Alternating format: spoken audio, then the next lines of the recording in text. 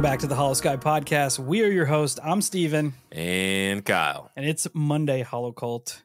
You know what that means. We're here to help you powerbomb this week into submission and get us to the weekend. We have a very special guest tonight that we will be getting into here in a little bit. But first, we got to get through the housekeeping, the business. So check us out at all our social medias: Facebook, Instagram, YouTube, Twitter, TikTok, Discord, Reddit.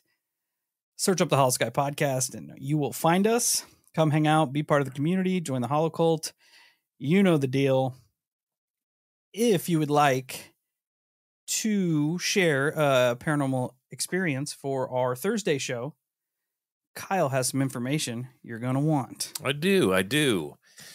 All you have to do is write your story out and shoot it over to the email. And the email is going to be holoskypodcast@gmail.com.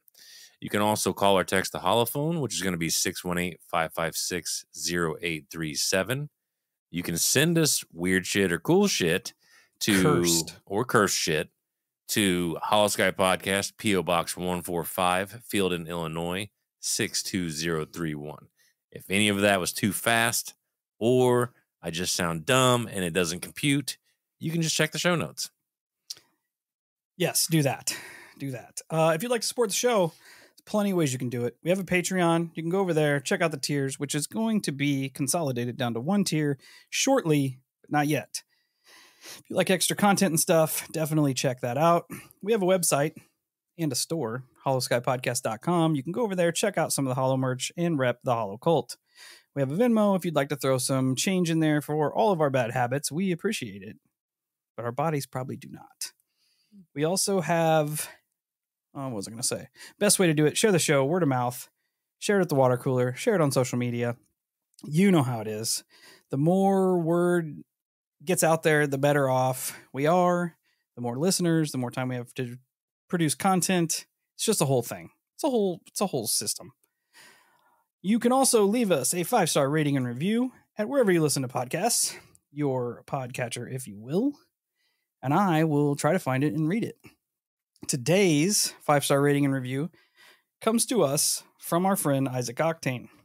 Isaac says, one of the best, 5 stars. I'm very picky when it comes to paranormal podcasts, but these guys got it. One of the best when it comes to talking about all things strange and unusual. Looking forward to future episodes. This is an endorsement from the Shadow Walker War Shaman. Isaac, our friend, buddy, thank you so much for taking the time to leave us a 5-star rating and review. We definitely appreciate it. We are going to be speaking with him in the near future, and we are excited about it. Anyone that listens to the night shift, he called in and talked with us for a few minutes last round. Yeah, so it'll be coming out, or it would have already come out. Last Tuesday. Yeah, very excited to get to sit down and do an interview with him. That being said, speaking of interviews, we are blessed with our friend JJROSE777. She has decided to sit in with us today, and we cannot be more thankful. I'm super excited to get in to some of this light work and just all of the metaphysical goodness that we can put out there. JJ, thank you so much for being on today. Hi, Holo Gents. Thank you so much for having me. Hello to all the Holo cult out there, all you lovely beings. How have you been? Just standing. If you want to kind of let people know, this has been a big part since I have kind of developed our friendship and relationship. If you want to let people know where they can find you, especially people that are kind of dipping their toes in the light work, have gifts, and they don't know how to approach them. I know you have really put that at the forefront and you've helped a lot of people. So I want to get that out there right off the rip. Just let them know where they can find you, because I feel like it's very important. You're so sweet. In order to find me, it's JJROSE777 across the board. I have a link tree, which I will send you guys to put in show notes because everything is just in one beautiful place. I have Instagram, Facebook. I do have TikTok. I don't do much on there, but feel free to send me a video. And my YouTube channel is the majority of my content. I do have playlists. I have playlists for people who are just waking up, having a spiritual awakening, people who are just into paranormal investigation of kind of like good things to know, and then another one for more advanced, and then one for more spiritual protection. It's awesome. It is awesome. One thing I wanted to I was curious myself. Did you always know that you had a connection to like light work, or how old were you when that finally came to fruition with you? All my life. I've been like this all my life. I come from a family that everyone has been as well on both sides of my lineage.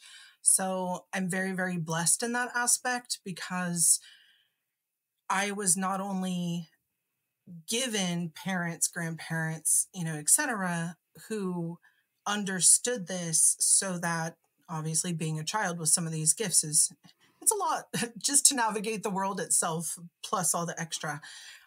So to have a wonderful group of people on both sides who understood, who could really guide me, but also just, the safety of all of the years of knowledge. Yeah. That's definitely a good foundation to start with. It sure is helpful. So, for a little context, because I realize a lot of people don't know who I am at all. I'm just some random girl in the chat, right? So the whole reason I decided to, come out of, I call it the proverbial broom closet, and go on the internets is simply for the fact that I had been listening to YouTube and for years of what other content creators were putting out in regards to spiritual awakening, in regards to just, good spiritual practices and safety. And I kept getting these resounding themes of just the awfulness and the ugliness and how everything is just so scary and bad, and you might not want to do this, or you're going to end up alone or in an insane asylum. And it made me really sad because the process doesn't have to be like that. I've seen tons of people wake up over the years and worked with and helped a lot. So I wanted to make something just to let people know, like, hey, it doesn't have to be this ugly and hard. Like, don't listen to all this negativity. There's a brighter side. Yes, there are negative things that happen, but if you look at it through a different lens, it makes a lot more sense. And it also makes the whole process a lot easier. So, the whole reason after I basically made these videos, and I decided, okay, well, maybe it would be a good thing for me to like introduce myself as to why I have any business even talking about any of this stuff. So, I've been like this my entire life. I've been completely open. I come from a long line of ministers as well. I came from a metaphysical Christian household. So, to some people that might be shocking or surprising, but I was raised with the Bible and study thereof, just more in a metaphysical context. I'm completely psychic, past, present, and future. I also am somewhat of a medium. It's not the strongest thing that I do, but like dead people come and go. Obviously I can do astral projection, remote viewing, energy medicine, psychometry, remote viewing, telepathy, dream precognition, all that stuff. But my real calling since I was pretty young is energy clearing and entity removal, which is a nice glossed over way to say exorcisms. And the whole reason I bring all of that up is because when I go into a little bit more of what I do, it's important to understand that like I'm already imbued with gifts coming in, right? And then I'm also an all element eclectic solitary white witch. And some people hear that, and you were raised in a metaphysical Christian home. That's kind of weird. No, I'm a follower and lover of Jesus Christ. I don't call myself Christian because I feel like that word has been hijacked, unfortunately, and politicized. And, also, it's my direct connection with the divine and with Christ consciousness. I don't need to put a label on it, but I have no issue with anyone who does. I also am an ordained non-denominational minister, which means that I have gone to seminary school. So again, like I've done the research on both ends. And with that background, which is so immersive with all of these gifts, it has allowed me not only to be a really good psychic specialist for a paranormal investigation team, but it also helps me to help the people that I'm working with when I'm doing energy clearings and attachment removals or exorcisms, or, just clearing oogly booglies, as sometimes they are. Because I'm able to come from all different walks and ways in my background. There are some people who they really want someone who's an ordained minister. They want that religious type person. And if I'm not for them, that's a-okay. I have a plethora of wonderful people that I know that I can refer them to. Though there's a ton of people who they don't necessarily like the religion part. So that's the non-denominational part, but also, the white witch part that I'm able to talk. And it was really interesting because when you guys were talking about the Hellfire Farm, your last episode, when, basically they discovered the entity basically needed someone to come in who wasn't just throwing the Bible at it, right? Because of what it was and where it came from. That was so important to me, that moment when you guys talked about that, because that's essentially a lot of what I have to work with and deal with, right? Is I have to come at these things and show up and speak their language sometimes. And, yes, there is power in Jesus's name, but sometimes there's not, depending on what you're working with. And sometimes you have to combat it a different way or just talk to it a different way. I like that imagery because it reminds me of, and I know Steve is not going to know the reference, but maybe you will, JJ. It reminds me of the scene in Constantine whenever he pulls the demon out, or he's trying to mess with the demon, and he starts going through his rings, and then one of them finally works. Like it's like I'm going through my tools here in my toolbox, and then one of them hits, and it works. And he's like, "All right, I got you. I got you."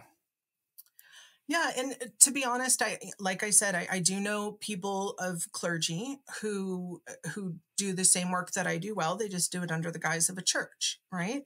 And when we have behind the scenes talks, which we do, all of us have gifts. And to be perfectly honest, in order to do our job effectively, we have to have these gifts, because you're dealing with spiritual attack, which comes under this kind of same thing, but people call it different, psychic attack, right? So if you don't have a good foundation and you don't know the difference between what's your own thought and something else coming in and giving you these thoughts, or what to do in certain situations and energetically how to even hold your own, how are you going to do that when you come up against a big nasty, right? Or, even worse.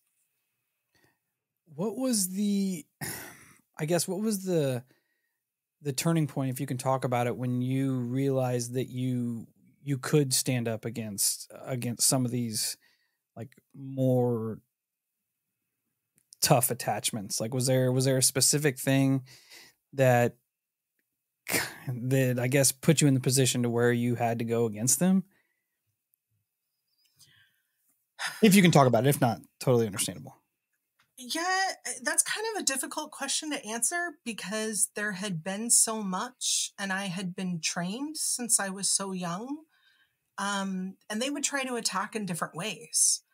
And, again, because I had parents and grandparents who understood and dealt with this, I was able to either at the time immediately, mom, dad, come here, help, and be taught what to do, and or watch them do it and then be a part of it. I remember this one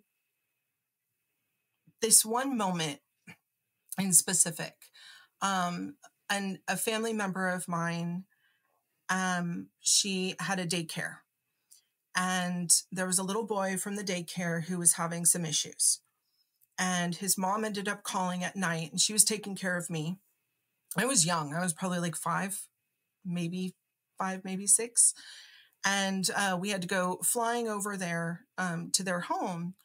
And so she walks in and immediately starts assessing, it's definitely a psychic attack. It's definitely not something good.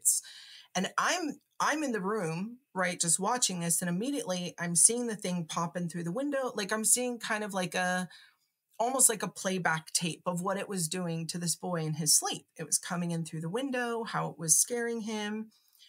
And I'm watching what she's doing, because instead of her just, doing normally what I would do, just kind of light up the room and nuke it, right? She starts teaching him how to defend himself spiritually at night when this thing comes. And then she talks to the parents, which, again, this is a little boy, he's like 8. And then she talks to the parents about, here's what we need to do in order to fortify the house, in order to do prayer. And I thought it was really, really cool, right? Because she was teaching him how to be strong first, like taking the fear out of it. Yes, it's scary, but here's how you defend yourself. And then talking to the parents about the bigger picture. Okay, now we need to defend the entire home, etc. And then obviously we did what we needed to do in order to clear everything.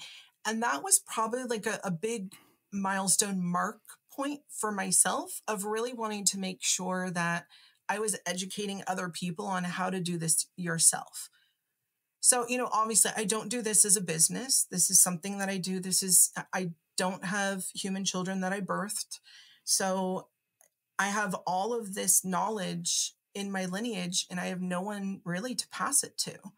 And so this is kind of my contribution to society, to say, hey, I'm not selling you anything. I haven't written a book, like I don't have a TV series that I'm promoting. I just want to give people a place as a resource for good, solid information, and to hopefully make a little difference in the world, because we live in a weird, weird world. And, especially on platforms like yours and some of the other podcasts that I've been on, you guys are talking about paranormal stuff and people have had paranormal experiences. So what an awesome way to make sure that for the people who are ready and open for it and want this, that they have a good resource to get it. And there are times when I do have to charge for big clearings and things like that. But I will always give people all the ways to take care of it themselves first, by paying me as an absolute last option. There are some people who are like, hey, I don't really want to deal with this. So like, I'll pay you, you deal with it, let it go. But again, I'm going to say, okay, but you have to do homework first in order to understand how not to bring it back. Because I don't want repeat customers. I don't want people coming to me constantly to clear things. If that's happening, I haven't done my job well enough, or they're just not a willing participant in protecting themselves. I can understand that. I can understand that. In regards to, because I've had some yearning questions for a hot little minute, and so you can see auras, right? Mm-hmm. Right. Okay. So can you tell, because I know you've used the reference to me, but can you tell other people are in the world of light work that don't know they're there yet? Yes. Okay. So when you approach those people, do you, I'm not gonna word this exactly right, but do you like kind of play dumb with them and slowly hold their hand, or is it like a shell shock, like boom, here we go, we're jumping? So I am probably the least invasive, in your face person about what I do. And the way that I set everything up and what I was told, via spirit in the beginning, when I set everything up, was just make it and people will find you who need the information. I have never asked to be on a podcast or on a show. ever. Never once. It has always been, I've been invited. Obviously, there's shows I've wanted to go on, right? But like you guys, for example, I love you. You know, you were the second podcast I ever listened to in my entire life. So this is a huge honor for me. So thank you. But, you know, even as long as I've known you, I've never asked. I always waited until it was your invitation because I put that up to spirit. And people have found me in some really interesting ways. And I love hearing those introduction stories because they're always so interesting and fun. But honestly, people who are of the light, especially, you know, people who are light workers, right, who are going to end up kind of doing the same work that I do, we find each other. And what's really interesting is I've had a couple people reach out to me and they've even said, I really don't know you and I don't know why I'm reaching out to you. And like they'd heard me maybe talk for like 2 minutes, like not even my intro, right? And one person in particular, this is the first show I ever done when I was on Uncomfortable with Eric. And the person emailed me. They said, I'm only 15 minutes in. I honestly have no clue why I'm emailing you at all. I'm not really into anything that you're into whatsoever. You know, I was raised super religious. I kind of interested in Bigfoot and the paranormal. I just have like this desire to reach out to you. And honestly, I just think I need a friend. And I said, I could be a friend. And so we emailed back and forth, and this person ended up having a spiritual awakening that I got to witness, and it happened in about 20 minutes of them all of a sudden in 20 minutes being able to do this incredible healing process. And, you know, I consider them one of my best friends now. And it's absolutely wonderful and amazing. And, you know, that's a weird story. They even still will tell me I had no clue why I reached out. And that's not an ego of me. That's all spirit's doing. Like, I'm just me, right? Like, I'm here and I'm available and I'm happy to be a resource. But mainly to answer your question, Kyle, light work, we recognize each other on a level, whether we know it or not. And you'll kind of find it where, like, let's say you go to a convention, right? You know how there's people you're just randomly drawn to and you don't know why. And then all of a sudden you guys start talking and, you know, you become friends, or you sit down, you end up having a meal together, and then something clicks and you realize, oh, it's because we're playing for the same team. That makes sense. It really does. Do like, if you're able to see those auras, did they look different than anybody else's auras? A little. They usually just, for me, kind of shine a little bit brighter. Sometimes they're trying to hide their shine. And that happens to all of us, to be honest. I did it for a very long time. I tried to hide my shine because sometimes it makes people uncomfortable, right? Some people don't like the light. Yeah. And they run from it, and they do absolutely everything in their power to stay away from it and to sometimes demonize it because they don't understand it or they don't like it. It's within them, right? But light workers tend to know each other. It's almost like magnets, they attract. That makes sense. That makes sense because, and you have used that reference with me about burning bright, and it makes me feel good inside. You know, it makes me feel like I'm on the right path, but it's also ironic. And there's a part of me that is hesitant to give this description because it's fucking nerdy as all hell. But I'm here for it. That's 100% who I am. Like, I'm a very visual person. I visualize a lot of things in my brain. I think that's why I like podcasts so much and the audio dramas. It allows me to be creative in my own mind.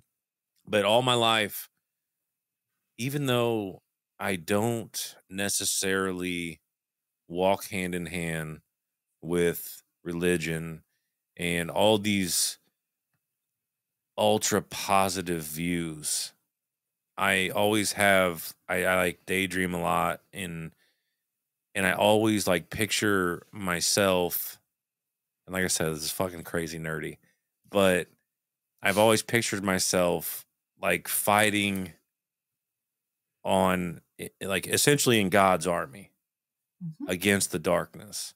And I can always picture like what I'm wearing, what I'm fighting with, all of it. And it's seriously like out of Fable or in their video games, you know, like wearing the gold armor and having the sword and against all odds running into, well, you're not supposed to survive, but you have the mentality of, it doesn't matter at this point. Like, I'm doing my job. I'm doing what I'm supposed to be doing. And I've always had that, like, whether you call it a daydream or a feeling or whatever it may be, I've just always pictured that in my head. And it's just, it's weird to later on in life be told you burn bright, and then it reignites all those thoughts in your brain of like, well, fuck, you know, maybe I saw something in myself way earlier in life, you know. And it's weird too, because I'm a very introverted person. Like, I am a person that a lot of people, if they see me sitting by myself, they think I'm an asshole because of the way I present. I have resting dick face. I 100% do. I 100% do. And a lot of people will say that about me, like, you look so mean, and then I get to know you and you're a great person. And I'm like, yeah, I don't know what it is. I'm introverted as all hell. It's hard for me to break out of my shell. It takes certain people to break me out of my shell. And those people that do break me out of my shell are my close group of friends. They're the ones that I keep around, you know, because I'm the type of person too where I love hugs, but I will never initiate a hug, ever. And I don't know why. It is something inside of me, unless it's with like my wife and kids. But like, we have a friend of me and Steve.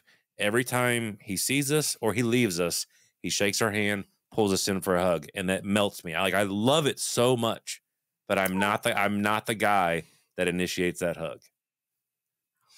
So it's interesting, Kyle, because so originally when I had told you you burn bright, I mean, yes, your aura does, but it's I call it the rod to God, right? So basically it comes out of our crown chakra at the top of our head, and it's one with God, divine, source, universe, whatever you want to call it, right? There's lots of words, whatever makes someone feel comfortable.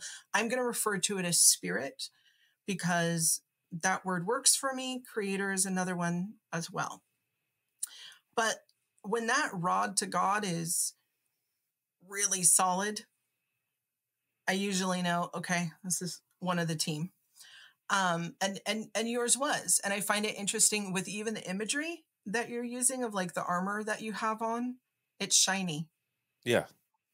And, you know, this is the funny thing. So I am, you guys have met me before, you know, I'm very outgoing. I'm very loving. I'm very nice, but I'm also, I know my place and I know my boundaries, right? So like, I'm not going to get all up in your face for no reason. I'm just not like that. Technically, I'm an introvert extrovert, but I'm really, really shy. So like when I was young, I didn't want to talk to anyone. I would hide behind my dad's leg when people, you know, would come in with strangers. I had to be pushed to go and make friends. It was like, you know, go make friends. I'm like, oh, I could just be alone with a book right now. That was so much better, right? But yet I have a ton of friends.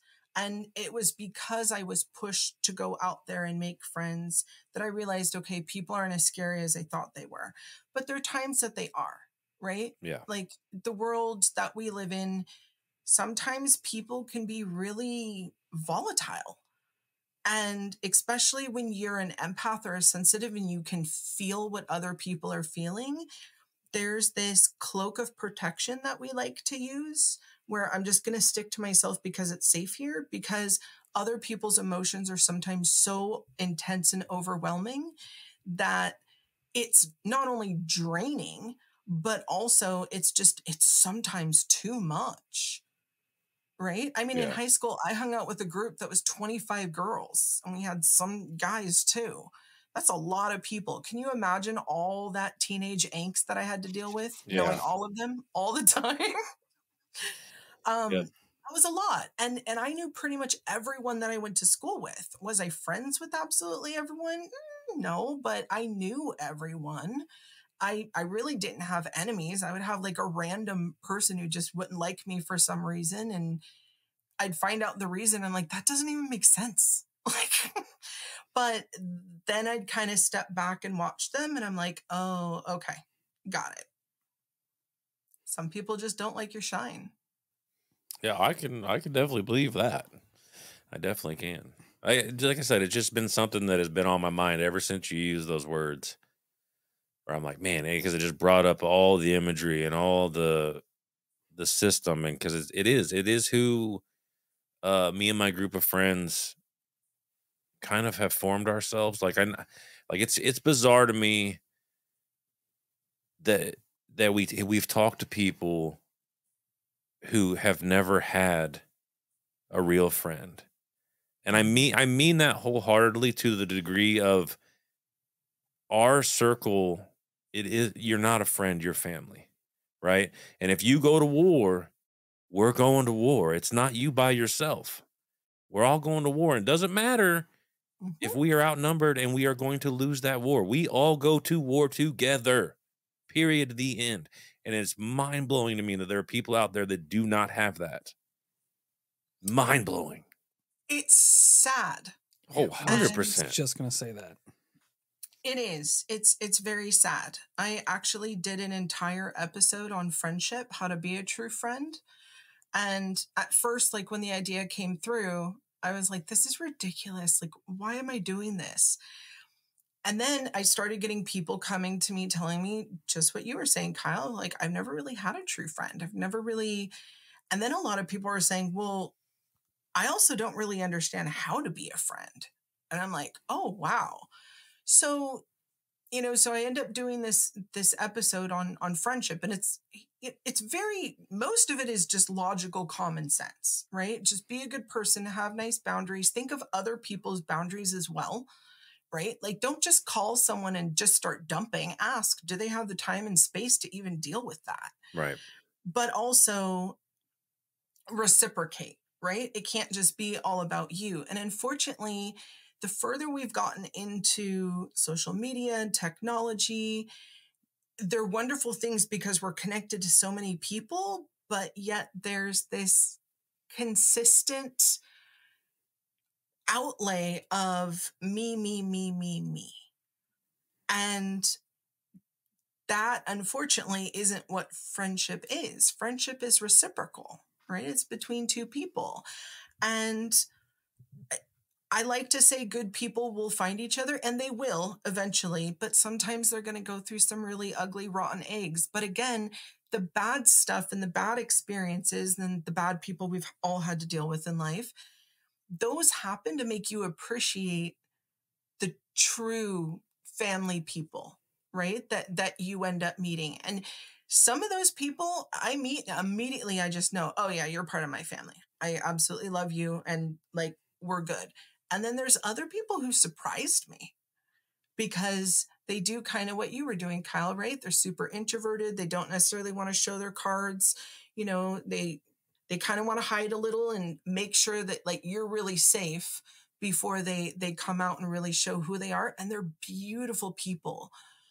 And it makes me really sad that people feel that vulnerable, that they have to hide because the world sometimes gets ugly.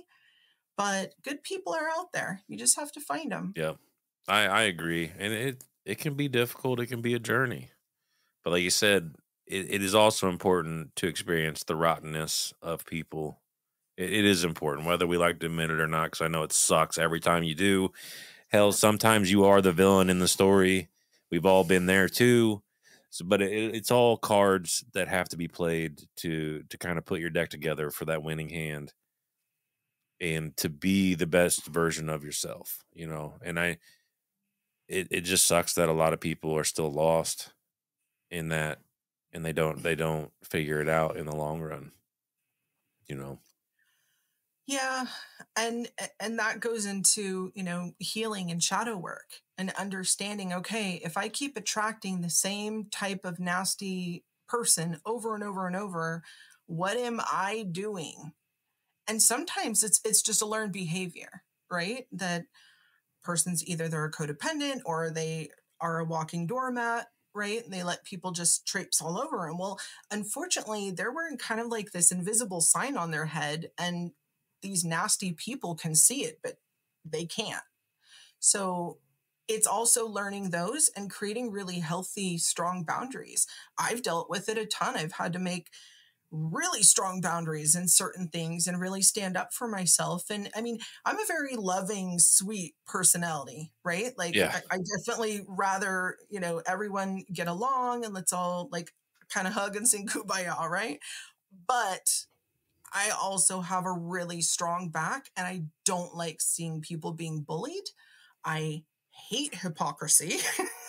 That is like my pet peeve number one. And also just people who lie and they're so selfish and they take. And it's also because I don't really understand that mentality. Like I've never understood people who are selfish and just take, and they never give. I also don't understand why people don't just work together, because that to me is like rule number one. Why aren't we all working together? Right? Yeah. The world could be a better place literally in 5 days if everyone got on board and we all acted accordingly and did to the best of our abilities. The entire world could shift in 5 days. I know that. But there's this check and balance system that keeps all of this kind of chaos. And a lot of it too is just overall because we need those catalysts. Unfortunately, people don't grow and change unless there's some adversity. Yeah. And that's why God created evil. I get behind that. And it sucks that evil is a thing. It sucks that people like you can see those things. It sucks to experience those things because I feel like me and Steve both have experienced those things to lesser degrees than a lot of people out there, and I don't know what it is. I don't know how. It always seems like, whether it's from people like you or the Holo cult or whatever the fuck it is, I feel like me and Steve experience it, but it glances off our armor. It just just shoots off, and it's not, I can guarantee you it's not because me and Steve know what we're doing. It is not that. It's a fucking fact. It is not that. So how we keep getting glanced is beyond me. Well, it's a blessing. Oh yeah, I will take it. Meeting just a smidgen of the people who showed up for you at Fortean, and seeing in the night shift all the people who show up week after week after week. I mean, some people it's like the middle of the night for them, and they show up just to participate. And I mean, your guys' Discord is so ridiculous. Like I cannot. So note to anyone, if you're going to tag me in something, please at me on that. That's the only way I'm going to know what's going on. Because I went in the other day to look at something, and there was one channel I looked at. I hadn't looked at it in like a year because it's so chaotic in there. But I love that. And I love that you had listeners who literally became friends because of your show, drove and met each other in real life, and then drove all the way out to Fortean and became in real life friends, all because of your show. It's wild. It's crazy. So, I mean, the amount of light you guys are admitting just because of your show is awesome. And then you have your fans who listen to you, myself included, who want the best for you. And yeah, you guys, you want some of the weird stuff. I hope you get the weird stuff. You're welcome. But I also want to make sure you get the weird stuff in a protected way. Right. Right. So I never want anything to go too far. And, I know we've teased each other like, oh, JJ's going to give me an email after this episode. And, I'll totally like bust your chops a little bit. But you guys know I'm not doing it out of like, oh yeah, tyrant. It's because I care and I adore you guys and I want you to be safe. And I also want other people to be safe out there. right? Because Lord knows there's going to be someone who listens to your show and they think you guys are awesome, which you are, and they're going to want to go out and replicate what you're doing, but they don't know what they're stepping into. And there is some grace in the spiritual realm for people who honestly are innocent and don't know what they're messing with, who kind of step their foot in the proverbial, turd. But then there's a point where they're like, yeah, but you do know better and you keep doing this. That's so interesting. Stop. Why is there grace for that? Because they're innocent and they don't know. Yeah, 100% innocent. Almost like, I guess, the equivalent of like a child getting into something, and then you can't be ultra. You don't know. They don't you know just better, don't any know. better. Yeah, that makes sense, and I can appreciate that too. I'm glad that's a real thing. It makes me feel a little better. It totally is. And this is why I've talked about like the Ouija board, right? So I know that the Ouija board for a ton of people is like absolutely off limits, never going to do it. And that's fine, right? I don't believe the Ouija board is a completely horrible, bad thing that you never do. The reason why is because I know how to work it. You just have to know how to close it. And I've had some wild Ouija board experiences. Don't get me wrong. Like, don't recommend. I'm not going to buy one and own one. But if you know what you're doing, I'm no, you have it right there on the wall. But if you know what you're doing, you can safely play with it, right? Now, if you're 5 years old and you find one in grandma's closet and you're playing it with your friends, something might come in and spook you a little bit to give you kind of like a good jump scare, right? To tell you, hey, don't play with this. But it doesn't mean that you're going to get possessed 15 years later because you played with a Ouija board once. That is not how this works. There is an entire hierarchy in how this stuff works. Spiritual experiences, good, bad, neutral, do not happen willy-nilly for no reason. There are people who can manifest them, yes, but it does take a lot of energy and work to do so. But every single experience, and you guys can attest to this, everyone that you guys have had, from the little stuff to the big stuff, it all has some significance. And some significance you may or may not fully grasp the entirety of right now, but in time you will. And just out there for everyone listening. I mean, whether it's you saw a ghost once when you were 12, and that's the only experience you've ever had, what did that end up doing, though? You started questioning the afterlife. You started looking into it. All of a sudden, you started developing a faith and a bond, right? And you were maybe seeking the divine source spirit in order, because you had this experience. Maybe you were raised a complete atheist. And because you saw a ghost when you were 12, you end up, becoming a minister. I actually know someone who that's their backstory. So, yeah, they were raised complete atheists. They ended up seeing a ghost in a window when they were 12, couldn't duplicate the experiment, went back, ghost ended up talking to them, grew up, ended up becoming a minister of a church. That's significant. That's not little. Yeah, did not make their parents happy, by the way. Yeah, and that's a completely, like, it's a whole different path in life at that point. Mm-hmm. Yeah, it is crazy. That's a good example. And, there is this old statistic. I was re-listening to the episode this morning, and you guys brought up something about like, well, why do people who have these bad experiences always talk about them, but the people who have the good experiences don't, right? So there was this study done in the 90s, and mind you, this is the 90s, so it's pre-social media and a lot of internet, okay? So the stats are probably vastly different now. But it was said when you have a good experience, you would tell at most 1 to 3 people, okay? But when you had a bad experience, you were likely to tell about 27 people. Well, now with the advent of the internet, Yelp, social media, right, where you can just, tell everyone what you think about everything, and Lord knows how many followers you have, or, friends, subscription, whatever they're called on all the different platforms, right? Like, that's a huge audience. It used to be you go to a sushi place and it was terrible. you told a couple people that you physically knew via phone or when you saw them. Now you can go on the internet and everyone who looks up that place will see your nasty review, and then all social platforms you can go on and just like bury this place. That's huge. Oh yeah, totally makes sense. For it does. It makes a lot of sense. So think about that with spiritual experiences, right?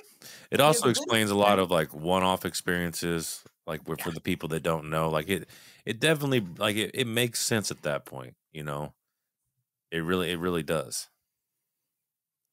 Some of the one-offs are really interesting because if you go back in history, like and know where to look and really, really dig, you can usually find something like it. Might not be exactly the same, but there's usually like this trail. Yep. You know, and people like Jacques Vallée and John Keel wrote books. They were great at doing that history and putting those points together, right? Highly recommend to anybody if you're into this stuff and synchronicities and all of that. John Keel's book, Mothman Prophecies, Eighth Tower, and Jacques Vallée's Passport to Magonia, worth every dollar. Yep. But also be prepared, it's going to be a wild ride.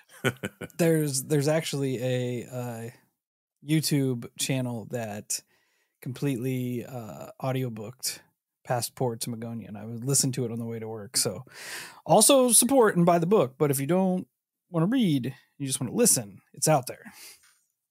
Which is great, right? So, and I don't know, because I'm a really avid reader. I don't know if there's a difference with the energy if you listen to it versus read it. But like when I read the John Keel Mothman Prophecies and the Eighth Tower, like I had some major trickster energy come in on me. Like it was flipping like I started to feel like, okay, I'm going to need a vacation to Tahiti for a week with like no communication. Yeah. Yeah. I wonder how prominent the trickster entities are in the phenomena. It's interesting because the trickster stuff, I didn't really have a name for it, right? Like about 10, 15 years ago, until I started delving into some of this stuff, because I was just kind of raised with this stuff, right? There was good, there was bad, there was neutral, and sometimes the good played tricks because it has a great sense of humor, by the way. And sometimes the bad stuff plays tricks, right? Because it's almost like, it's going to sound like a 90s Dare commercial. It's almost like the old school drug dealers, right? Like they give you the first one for free to get you hooked. And then they keep you coming back for more, right? So with some of the dark stuff, they'll start out like granting a favor or doing something like really, really cool. And you get a whole bunch of attention because you've told people that this thing happened. And then you keep now going back for more. And then you end up going down this rabbit hole. That makes sense. I was going to ask in regards to the being able to see auras, Kyle, ask if you could see other light workers. Can you also see people that don't work for the light, you know, kind of travel the opposite path? Yeah. Interesting. Yeah. And here's the thing, there's no judgment. I this is probably going to shock people, but I have friends who are part of the Satanic Church. I have friends who are dark witches. I know people who have knowingly called in dark attachments and worked with them. I have no judgment. Whatever path people decide to do, that's for you. It's not for me. But I have also learned a lot because I have allowed myself to have those conversations, right? Without judgment, because I'm willing to listen and sit down and say, hey, why do you believe this? Or why did you choose this path? Or, you know, whatever the situation is, and talk it out a little bit and start understanding like what mindset would even want to make someone participate in the Satanic Church, right? And then learning about some of their tenets. And, you know, they have some good things about them. I mean, for the most part, there's a lot of people who end up in the Satanic Church because regular religion isn't for them. A lot of them are atheists or agnostics, and they want to do community service type work and stand up for certain rights that other groups don't necessarily believe in. Now, am I on board for that? Yeah, I think that's great. Do I want to go sign up for the Satanic Church? No, I don't. But I wouldn't know any of that, right? Unless I sat down with someone who was part of it and actually gave them a chance to talk about it. And, I'll sit down with the Jehovah's Witnesses too and the Mormons when they come around my neighborhood. We have lovely conversations. No, that's appreciative. I think it's super important to, because like you said, even if you looked at it from a standpoint of combating it, well, you can't combat what you don't know. Exactly. You know what I mean? Like you have to understand it to a degree to be able to know what application to use in any circumstance, and to think that your way is tenfold the best way regardless. I mean, you could literally be throwing shit at a wall and they're walking through the door right over there and you're oblivious to it because nope, this is the way that I'm doing it. This is the way that it will work. And it's like, but you're just repeating insanity is all you're doing right now. This is not working. And I have friends who are priests, pastors, an archbishop of regular, Christian religious churches. I have friends who are rabbis that I've talked to. I don't know an imam yet, but maybe one day, right? But I do have friends who are devoutly Muslim, and we have avid conversations. And hey, listen, we are not going to see eye to eye on certain things. Like I already know that going into the conversation, they kind of know that too, but we can have a respectful conversation. And you know what we both walk out of it with? Knowledge. We learn something. Yeah. And I gain a little more perspective on things, and so do they.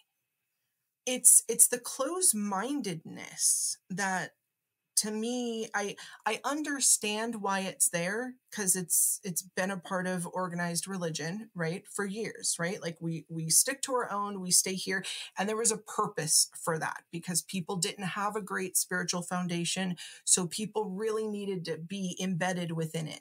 And religion is absolutely wonderful for people who need it. Not everyone does, though.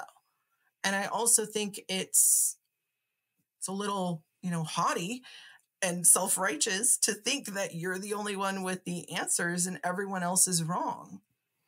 I mean, now I follow what works for me and my path and what I know to be true.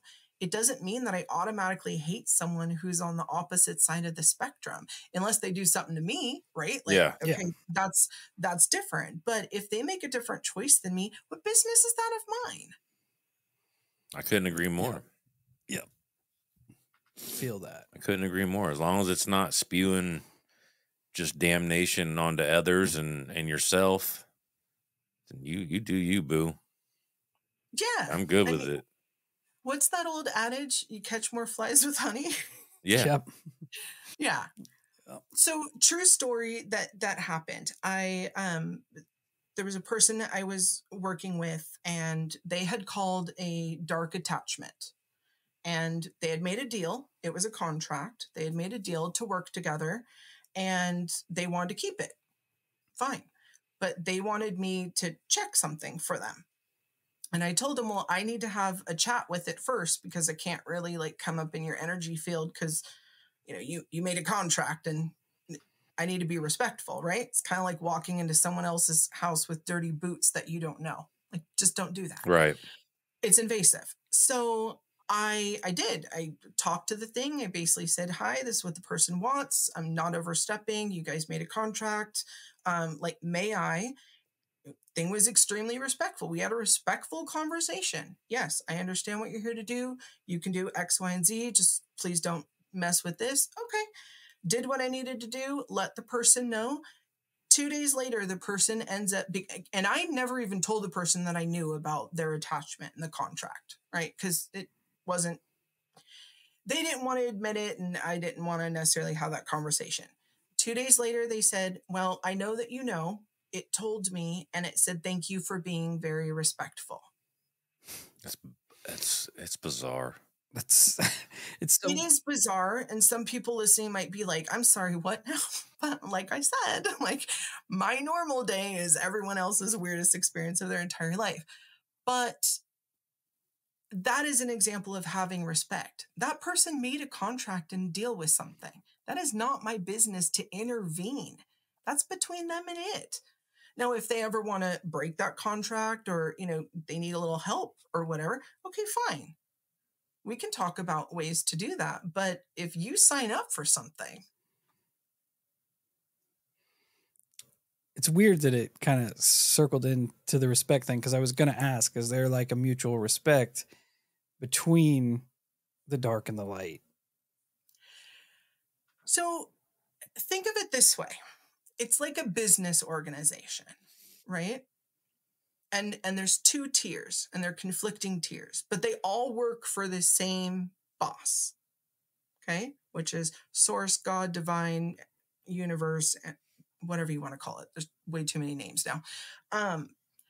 So there's good and there's bad, light and dark, and they both serve different functions. And there are times where they respectfully see each other and nod, and everyone goes their different directions. And then there are times when it's all out battle because they're fighting over something. So, it just depends. Do you want to go in guns blazing or not? Now, if something is affecting or afflicting someone and they didn't make a deal, it got in, various different ways, and there's a whole way that happens. And it's messing with someone who doesn't want it. They've asked it to leave. They've done all the things, and it still keeps messing. Yeah, obviously, I'm going to be a little more aggressive with my approach for it to leave. And it usually will fight back, right? It wants to stay. It's like evil's going to evil. That's what it does. And the good's going to good. That's what it does. So you can't necessarily be mad at like negative entities and, the big guys like demons and stuff, because that's their job. That literally is their function, is to be the adversary, adversarial. Again, they put on pressure, and pressure tends to cause change. I got to talk about a moment at 40 that you and I had when we were standing. You know exactly what I'm talking about, don't you? I so do. So we were up on the stage. I think it was during our town hall, right? Like our little town hall meeting. And I just get this weird feeling, strange feeling. It was almost like the temperature rose in the room. I look at JJ and she looks at me and she goes, "You felt that, right?" And I'm like, "Yes." And then she's like, "Okay." And I don't know the ins and the outs of what went on, but I feel like you had your hand in taking care of the room a little bit there. But it was strange. So I made a joke when I introduced the main day, and I said, in case of curiosity, the portals are located, and I pointed a few places, and everyone laughed, right? They thought I'm just making a joke, like I'm being a stewardess on an airplane. Because I had also said, in case of emergency, the exits are located here and here. And then went into the portals after. I wasn't lying where the portals were. And if you notice, there were 3 places in the room that when I wasn't on stage, I would stand because I was blocking them. And I know some people were freezing. Sorry, you guys. But it's because I put out a lot of heat when I do protection work. And I wanted to keep the room and the energy for everyone clean and clear. And there was stuff that was definitely trying to come in. It was interesting. Interesting. I'm gonna change. I thought you were gonna bring up your doll. Oh yeah. Oh yeah. She's back here. Back there. She's just hanging out. The haunted owl is too. They're my 2 bookends back there. Well, owl's like super haunted. What? Is the owl super haunted? I don't think it is. We got it sent to us from a friend in the Discord. Said it was in his house whenever he moved in, and there was a bunch of weirdness that was happening. They thought that maybe it was attributed to the owl, so I was like, send it. It got here, it was busted into pieces through the mail, so I glued it back together, and I mean, nothing. They said the weirdness at their place had died down, so that's good. The weirdness at my place, not really all Didn't that pick different. up. No, not really. No more weirder than it normally is, you know? I mean, maybe when it got it all busted up, maybe it kind of broke up that energy. There is a weird residue on the inside of the owl, like a brown liquid that is dried into the inside of the owl. But I glued it back together. Like it. Yeah, Okay. JJ did meet Lucy over there though. Yeah. They had a little interaction. Yeah. Powwow. We sure did. She had called me a flavorful name. I heard she was good for that. That's the same thing Julie said. Yeah. She's a feisty one. She comes in a little hot, you know. She means well. Yeah. She comes in a little hot. A little, yeah. She might be a little possessive. Yeah. Uh-huh. I'm gonna throw you a curveball here. Something we didn't talk about, right? I'm just curious for my own thoughts. What does this phrase mean to you? Okay. Rift jewel anchor. Just sit on that. Rift jewel anchor. What does that mean? That has come up in the past, and I've asked people about it. People their first thought is maybe it was a typo. They mean ritual anchor, and I don't think they did. Rift jewel is definitely put in there. Rift jewel anchor. Well, how long you got? Because yes, that does mean something to me. I didn't plan to ask you this, but as I was sitting here, I was digging through my phone trying to find the original message because I couldn't think of what they said, and then I found it. So I'm like, if we're gonna ask anybody here that has some insight, this is probably it. Might as well. All right. Well, in the famous words of you guys, let's go. Rift jewel anchor. Okay. So some years ago, I'll call it a dream. I don't really have dreams. I'm other places, but it's a dream, right? Okay. Wink, wink. I was on another planet. I was not in my body that I'm in right now. I was in another body. And I was on this ridge. And we had some pretty fancy hardware with us. And I looked up in the sky and I saw another world literally coming down, and it would look like an ozone, but in reality, it's like the dimensions started touching and started phasing through. And I knew, oh bleep, we're starting the convergence. And so I wake up from this dream and I just have this feeling like this is what's going to be happening. And then less than a year later, in October of 2022, the veil did not close up after Halloween. It normally does. It's cyclical. It opens and closes end of October, 1st of May, and then it closes up. It's about a month-long cycle for the opening and closing. This time it opened and it never closed. And I knew that this convergence was starting. And we have a lot of people waking up very quickly and suddenly since then. Some it's happening like within a week, some within like a day. It's been very extreme. Some of these are people who have never had a paranormal experience in their entire life.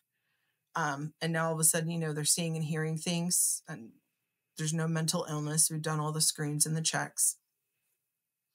So I started to see this pattern, and Eric from Uncomfortable and Tommy from Let's Get Freaky were kind enough to do a PSA episode with me where I warned people. I've never seen this before. I've talked to other people like me who are older than myself. They've never seen this in their lifetime. This is a big deal. Started, doing a lot of study, a lot of asking spirit, was getting a lot of messages. And basically, so in Hinduism, there's Vedas, right? So there are these epics of time. And right now, or what we've been in, is the time of screaming or the time of yelling, which is why everyone's arguing and fighting, right? It's to drudge up all these issues because everyone needs to sort out their you-know-what in order to move forward. Well, the one after it that everyone keeps forgetting is when the gods come back and live with us. So yeah, people don't talk about that one. They skip right to like what they call it, like the enlightenment stage, like where it's all good. Yeah. But what they're forgetting is the reason why it's all good is because the convergence has happened within the different levels and dimensions, and we're all coexisting. Now, the thing of it is, to get a little technical and back up, is even before the convergence had started, we coexist with things on different dimensions and frequencies all at the same time. We are not the majority on this planet that we think we are. We think we're the majority and we dominate. We're not. We never have been. We have been so blinded because of times like the Dark Ages when everyone who could see was, killed, basically. And thank you to the Inquisition.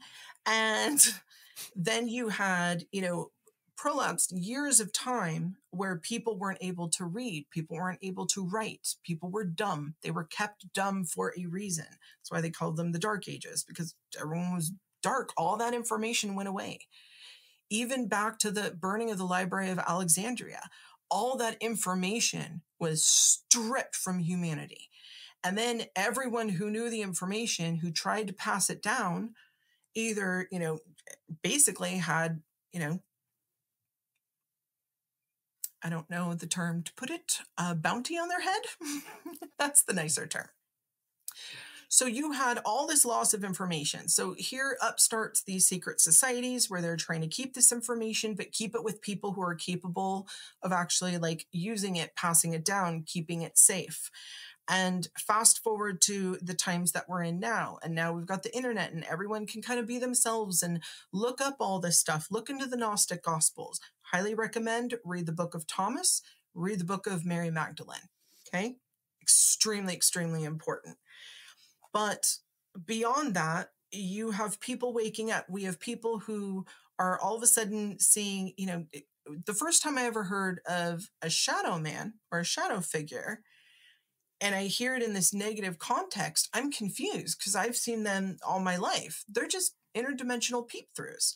They're existing on their level. I'm existing on my level. And sometimes we can kind of see each other and they look like a shadow and we look like a shadow to them. And we kind of stop and we'll stare at each other for a second and then everyone goes about their business.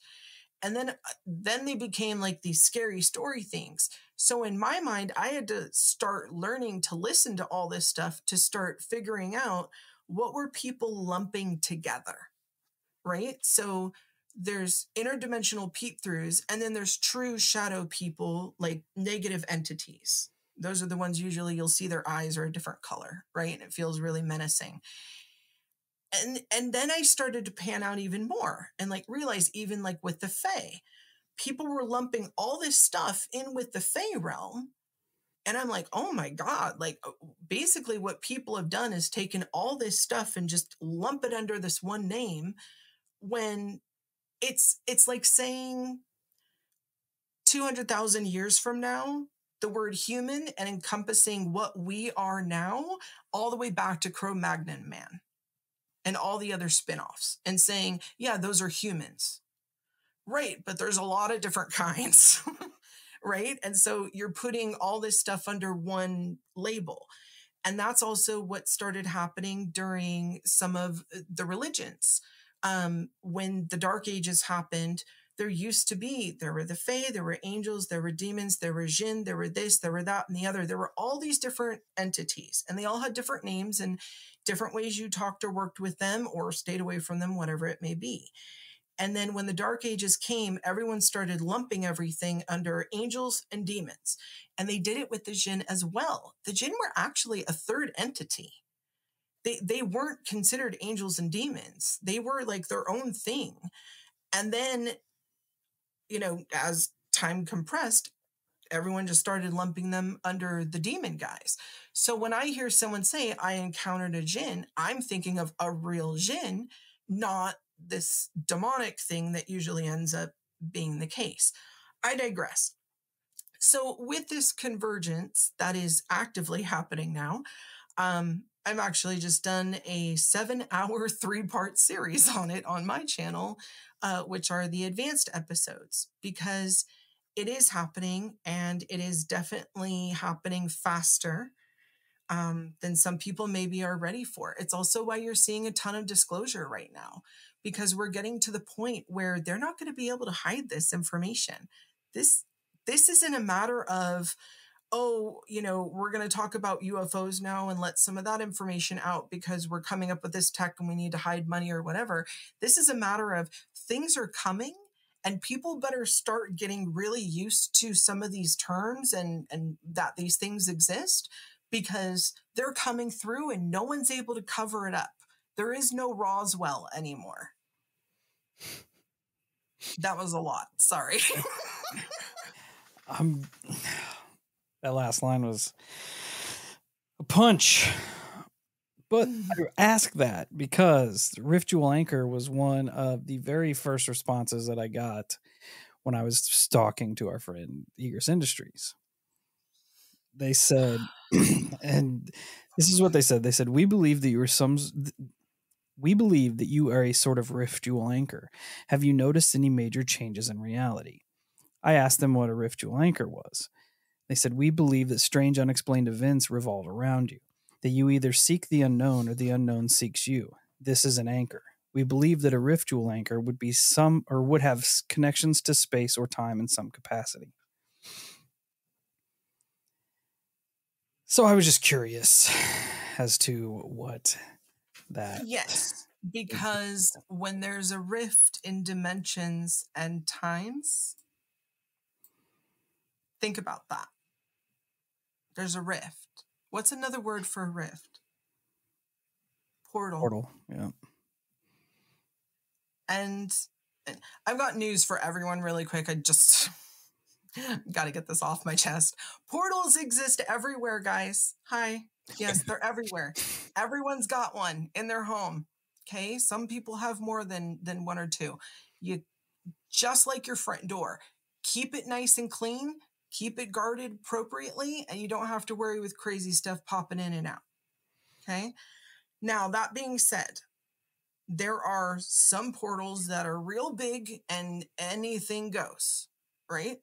And usually there's people who've worked with that, or it's just the space that they're located in, which is why when you had the night shift and that person was talking about their weird ranch that they lived on, and all of those experiences that people were having, I asked the question about limestone or granite.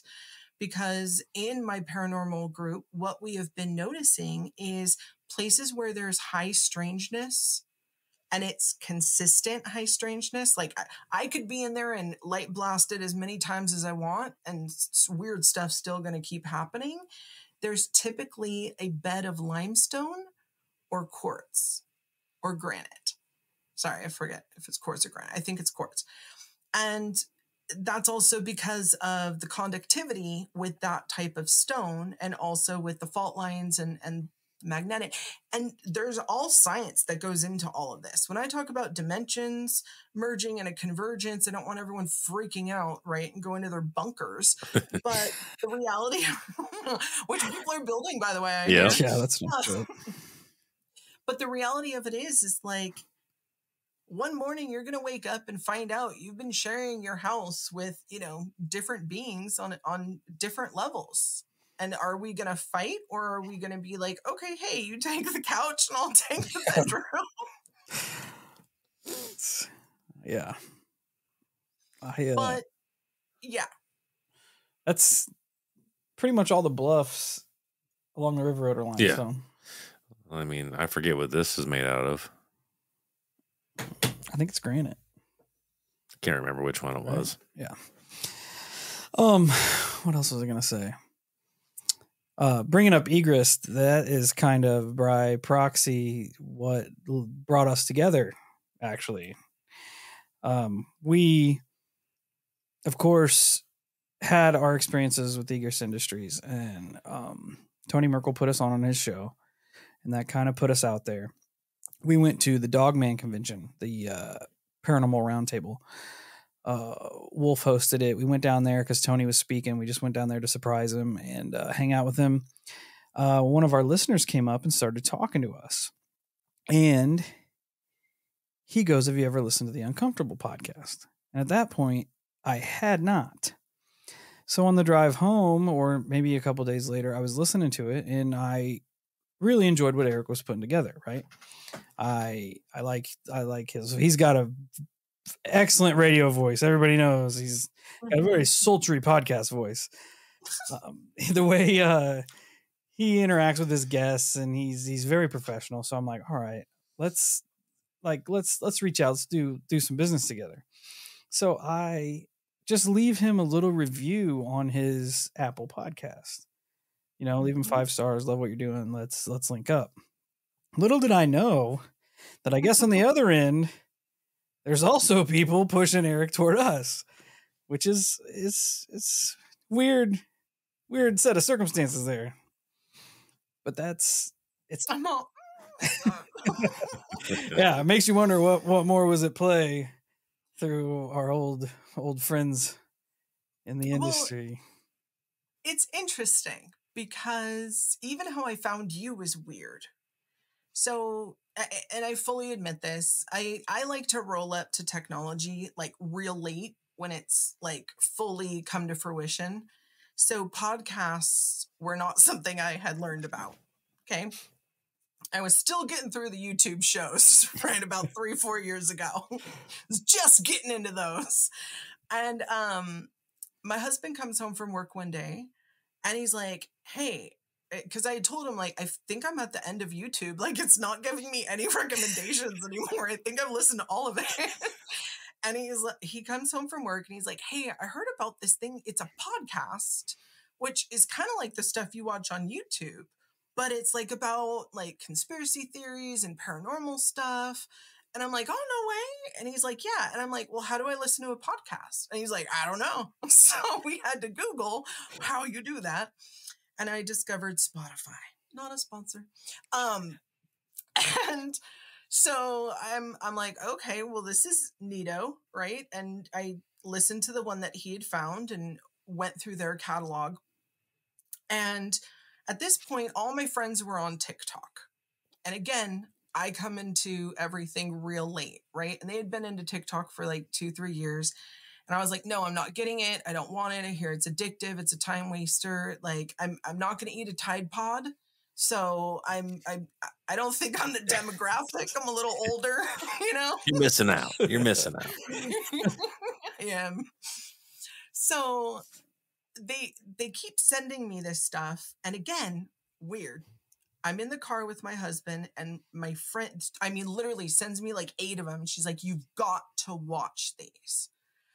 And I look at my husband, I'm like, oh my God, she will not stop. And he goes, you know what? Just get the stupid app right now. And we're in the parking lot of the grocery store.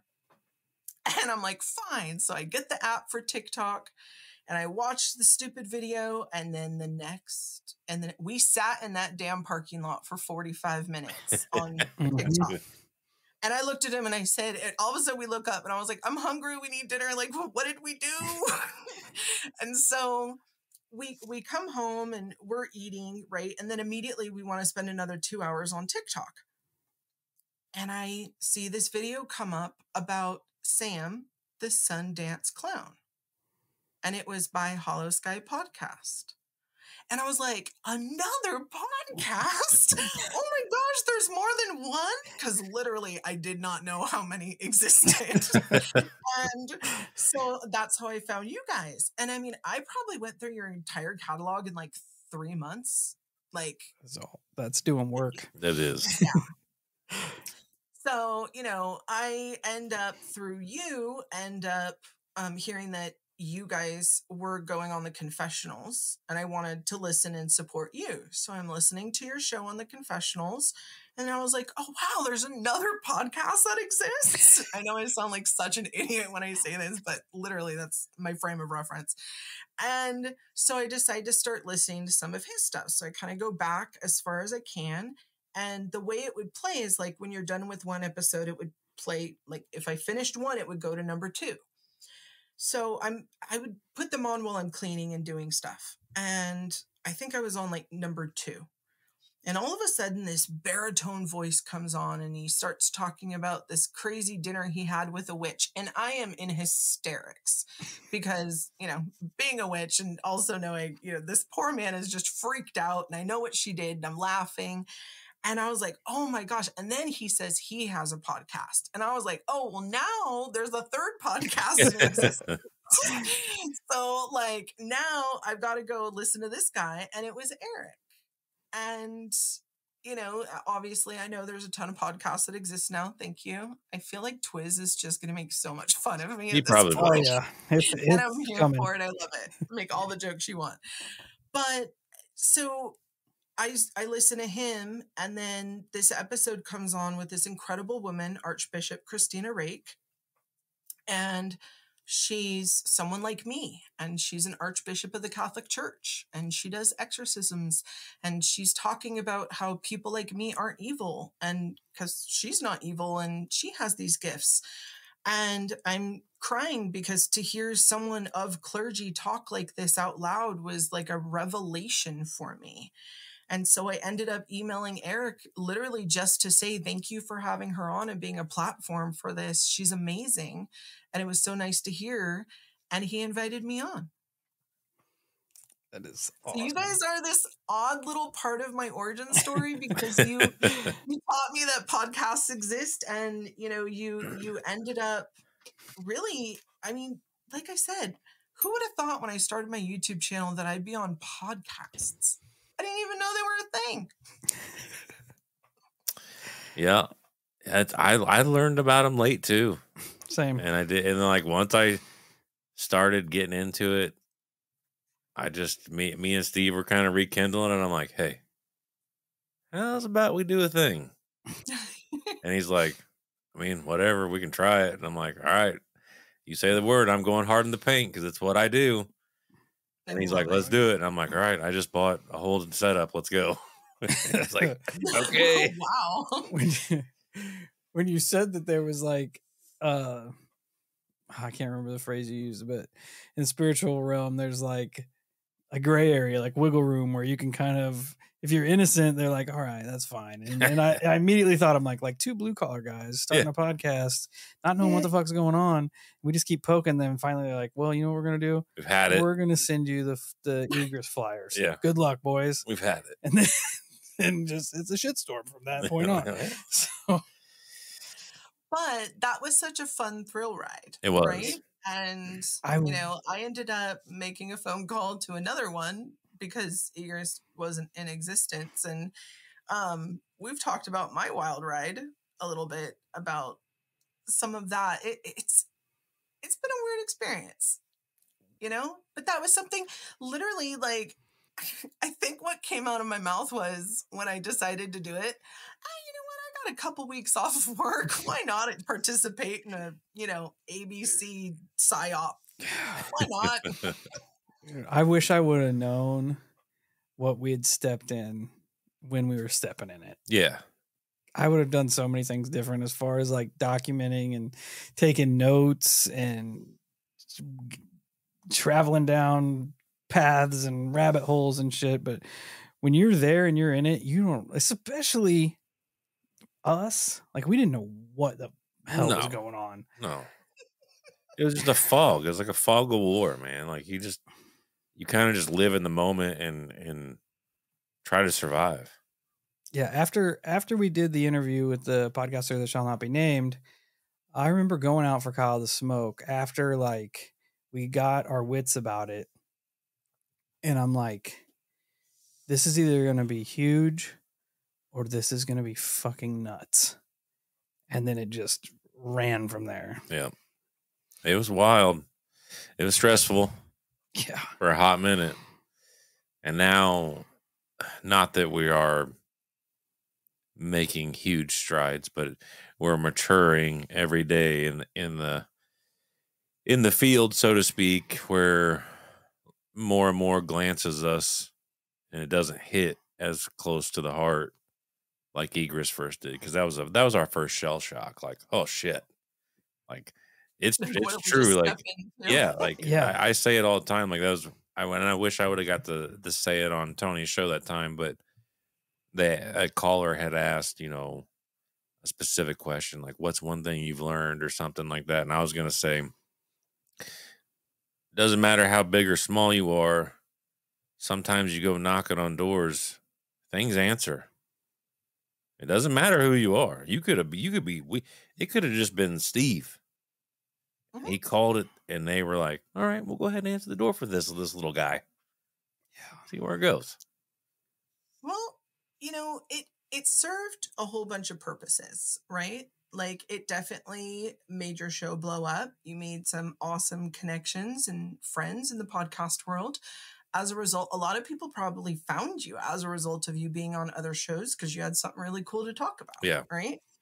But over and above that, I think there's this overarching theme of kind of understanding, okay, if we're going to initiate or participate in something, we might want to have a little bit of a plan. A little bit. A little bit. That is and I the tease you too understatement. about that because you like want to run headfirst, into the burning building with, no clothes on. And I'm like, hold on. It's the understatement of the century, right? You say there. hold on and we're already gone. Yeah. Yeah. You say run into the building naked and JJ's like, hold on, and then I'm already burning. She's got her hands out and there's our clothes in her hands and we're already in the fire. See ya. Yeah. Like you might want to put some Vaseline on before you run in. Too late. We hear that so much. People that do not. We went to the Kansas City Spiritual Expo this past March, right? Sometime in there. Yeah. Summer, something. This woman never met us a day ever. And we're talking about what we do. We're podcast. We're looking at paranormal stuff. And she immediately goes, "You don't protect yourself, do you?" Mm-hmm. We're like, what's that about? She goes, "Oh my God." And she went through this whole protection thing for us. She's like, "You guys need to start doing this." She's like, "Just find something that works for you and run with it, because going out there with nothing is not going to end up well." Yeah. And I think, I had talked to you about that more than a few times. Yeah. It's a reoccurring theme with us. Yeah. Yeah. But, even before I knew you like super duper well, of just, and to be honest, and this is why I even have a playlist for paranormal investigators, because I don't watch paranormal investigation shows, right? I've done it. I know it's a lot of hurry up and wait. And, so the TV shows don't really appeal to me. Also, I tried watching them and I was just screaming at the TV because and this is why I made that channel. So that playlist in specific is because I would see people over and over and over go in and just start screaming at these things and riling everything up and have no clearing plan, no exit plan. Like, great. My house was slightly haunted until you guys came in, and that was like super haunted. You left, but I now have to live here, right? Like, and they have no psychic on board. They have no cleaner on board. They just leave the person high and dry. And then, we've all seen the one who I won't name him, but he's pretty famous and has a museum. That he got full on sick, and has a plethora of things that he has taken with him. And he was exercising a little bit of caution. But I mean, let's face it, you want to build a museum where you're showing people a whole bunch of evil stuff. Like, what could go wrong? Right. So, I mean, with you guys, I think there is a bit of that innocence, but also, you know, knowing what you know now, even from just the egress stuff, with everything that you guys proceed in going forward, just make sure that you're documenting, that you have a plan, and that you at least have some backup, whether it's people who hate, like, let me report on in, or can you check and clear, or whatever it is, depending on what you guys are going to be doing. But just have a little bit of a plan. We'll try.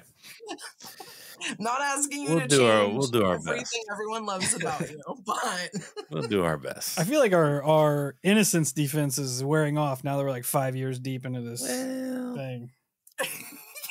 We've seen some stuff. Maybe they're transferring. They're like, all right, you're right. The innocence is wearing off. However, if we go by intelligence, now they got more wiggle room. Yeah, it is pretty low. They're like, these guys are dumb. They don't know what they're doing. We have to keep letting them slide. JJ said you only got so much. You only got so much to go before they're just gonna put the hammer down. Well, you know, maybe we won't be smart enough to figure it out. Maybe, hopefully, we have the cameras going when they do drop the hammer. Well, that we can just make good internet. Yeah. Well, you did ask for your third eyes to be opened, so yeah. What did that? Okay, I didn't know if we were going to talk about that or not. So that happened. What can we expect now? I gave you the warning in advance. You both said yes. Okay, so I gave you the negligent liability waiver. You did have consent, so we did that to ourselves. But I was curious. So when your third eye starts to open, you're going to start experiencing just more activity. You're going to start seeing more, experiencing more, having more happen. The last person, I love him dearly, Eric from Uncomfortable, that I did this with, the last public person, I'll say. I think it was like 2 days later, he was at work and he saw a shadow person. And then it just snowballed from there. Which, you know, you can listen to his episodes and hear part of his journey. It's been great. But it's not a bad thing. But you guys want stuff to happen. I mean, hey, you started doing episodes on the Fae. I mean, talk about a real quick way to get some attention. Oh, yeah. Yeah, I told you about the night shift, the random remote showing up in my room, and 2 times this week. I get up at 4 o'clock in the morning. I know I already talked about it. I'll get up and the house is dark and go take a piss. Ever since Sarah had somebody peeping in through our windows, I set up a bunch of motion sensor lights in our backyard. So I'll go in, take a piss, and when I come back out, the big motion sensor lights on in the backyard. 2 times this week this has happened. And I'm like, what in the hell is going on? I guess I should invest in cameras. Backyard. What? They're running through your backyard. Yeah, I know. They need to wait till I leave. Do you have cameras? I don't. That's what I told him to do, is put a camera back there. He won't do it. If I get a picture of a gnome in my damn backyard, what am I supposed to do with that? I'll bring my statue gnome and they can hang out. I had one in my yard. No, legit. I'm not making this up. Okay. So, because my life isn't weird enough, why not? This tracks, though. I mean, I haven't even heard the story. I mean, it does. So this is before my husband. I was single. I was living on my own. And on the weekends, you know, if I wasn't out doing something, I would tend to have quiet time. And then I'll go out for my last cigarette. And it's very dark and it's very quiet and peaceful. And I'd have my little solar lights, right? All lit up. So it was like spring, summertime. And so I go out there and it's dark and I'm just enjoying the silence. I'm looking at the solar lights. They look so pretty. And I see something walk past the solar light and it blocked the light out. So it was a physical thing. And I'm like, oh, what's that? Like thinking it's an animal or something. I get very excited when I see animals. So I will never lose that childlike innocence. Doesn't matter. So, and I see it walking, and I don't hear a whole lot, but like you can hear little footsteps. And then it kind of gets in my eye path, and it's a little gnome. It would be about, what's that? Like a foot and a half? No, sorry. Maybe you need scale. Whatever. The size of my head or a little bit less. And it was wearing like a blue kind of top, brown pants, and it had like a red pointy kind of hat. And obviously I'm outside and I'm by myself and there's no one out in the neighborhood. And I go, oh, it's a gnome. I go, hi, buddy, hi. And he grunted. And I was like, can you hear me? Hi, buddy. Like, what can I do? Hi, why are you here? Like, what's going on? Hello. Because I'm super excited. I'm doing this in my mind as well as outside vocally as well. My neighbors love me. And it literally looks at me and it kind of goes, huh, and then just keeps walking along and goes into my garden and disappears. And it walked in front of 2 solar lights, not 1, 2. And it blocked out the actual light. He must have been cranky. I love it. They kind of, like, basically what I got was they really don't want a whole lot to do with humans. Can't blame them. But when I looked it up afterwards, because obviously I had questions, why is there a gnome in my yard? And like, why am I seeing one? I found that they would come to chaste women.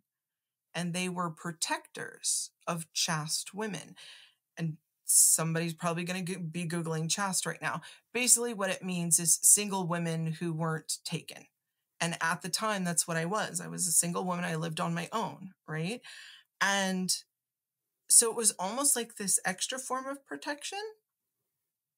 It was nice. That is awesome.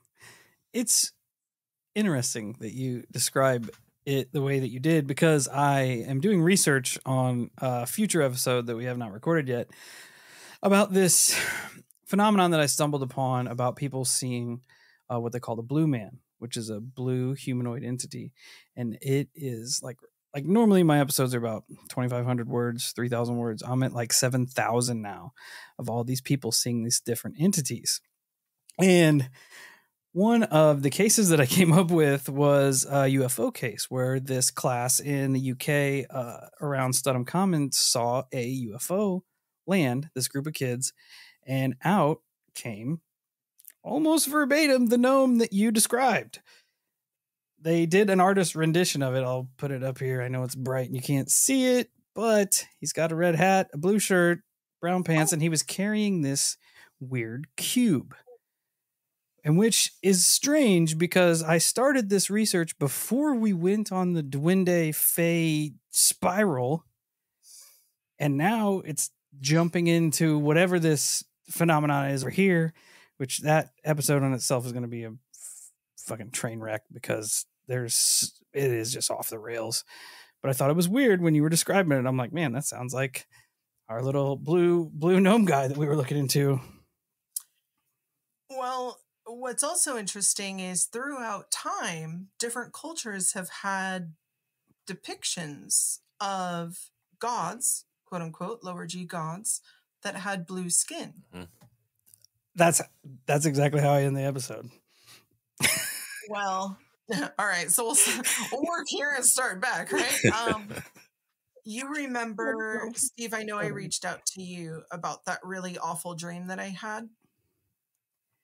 The one, honestly, that probably terrified me more than anything. And it was so small, right? It was just the magnitude of what I saw being unleashed in the world with this little entity that came out of a mailbox in the middle of Hollywood and LA. And I mean, it shook me. Like I canceled an entire day of stuff after this dream. Like, it really rocked me. And I don't scare easy. And, you know, the few people that I told who know me really well were all like, I'm more concerned that you're this rattled by this. So, you know, I look it up and I see that what I saw come out basically was an old god, that a lot of people would also name as a demon. Okay. So then I get tasked with, I need to go in and talk to it and ask it why it gave me that dream and what was the purpose, because the dream kind of just happened. And I remember telling you I was not thrilled with that activity, but I was asked to do that.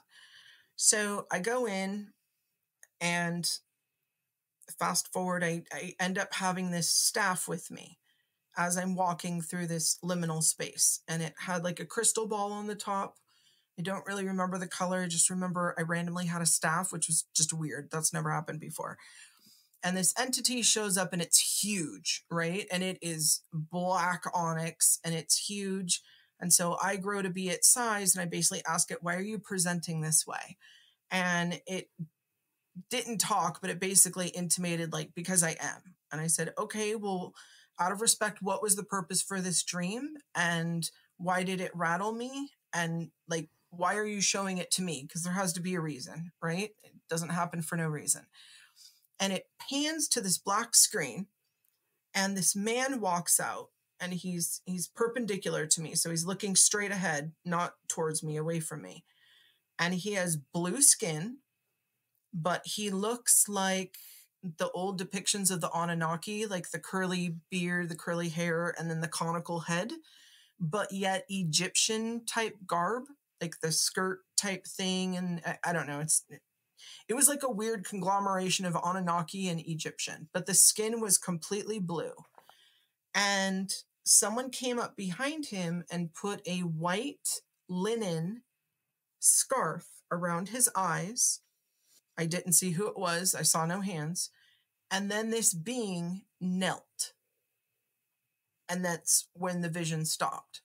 And I went back to the original being that I had seen, and I said, sorry, don't really understand. You know, any clues here for me? And that's basically, I got a hard no. So I ended up talking it over with a couple people. And one of the people I was talking to had just done a past life regression where they went back to ancient Egypt. And I start describing the man who came out, and they go, that's Amun-Ra.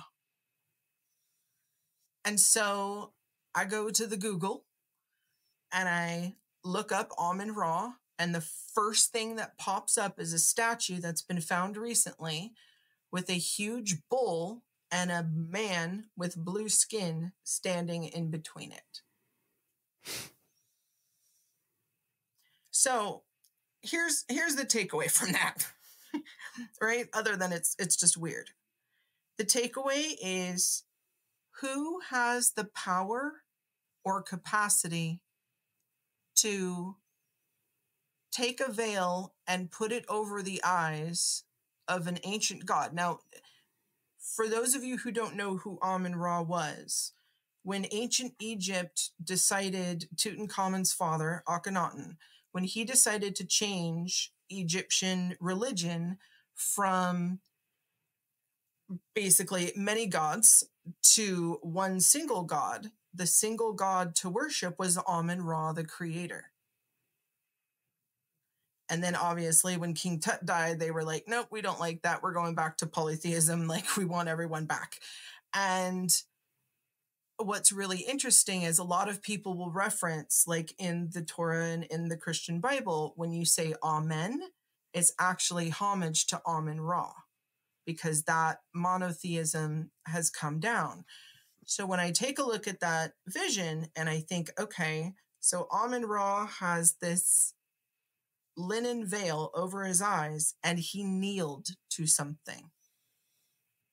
It's big power. Yeah. I was thinking the same thing when you said that he knelt. Yeah. I was like, thinking, oh shit, that's him being submissive. That's a god kneeling before something else. Something else. Right. So one of the OGs is coming back. The big OGs. Yeah. Yeah. Yeah. That's which is on pan with the Convergence and the Rift Keepers, because that is strange. It's wild. It's wild. And I wonder who the black entity was. I know who it was. It was a bull face Baal. Oh yeah. I sat in on that or listened to it or. I think I had messaged you. Yes. Yeah. And, the thing to keep in perspective is, within Christianity, people think that's a demon, but you also have to remember that in the Old Testament, the Jewish people kept worshiping Baal or Baal, whatever name you want to give it. Both pronunciations are fine. I'm just going to say Baal. So they kept worshiping Baal, and then Moses would come down and get really mad and then would, burn the golden calf or the golden bull, that idolatry. So in ancient times, right, it is very easy to understand that all the places with the different names like Babylon, Canaanites, those all came from people who were divine leaders. I would call them lower G gods.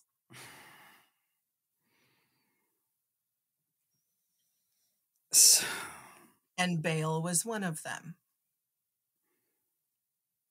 So and Yahweh was another. I've heard Yahweh a lot in recent times. Yeah.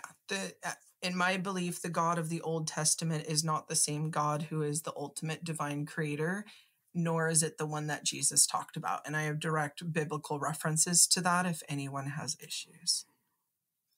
I would like to direct you to John chapter 8, verses 23 through 45.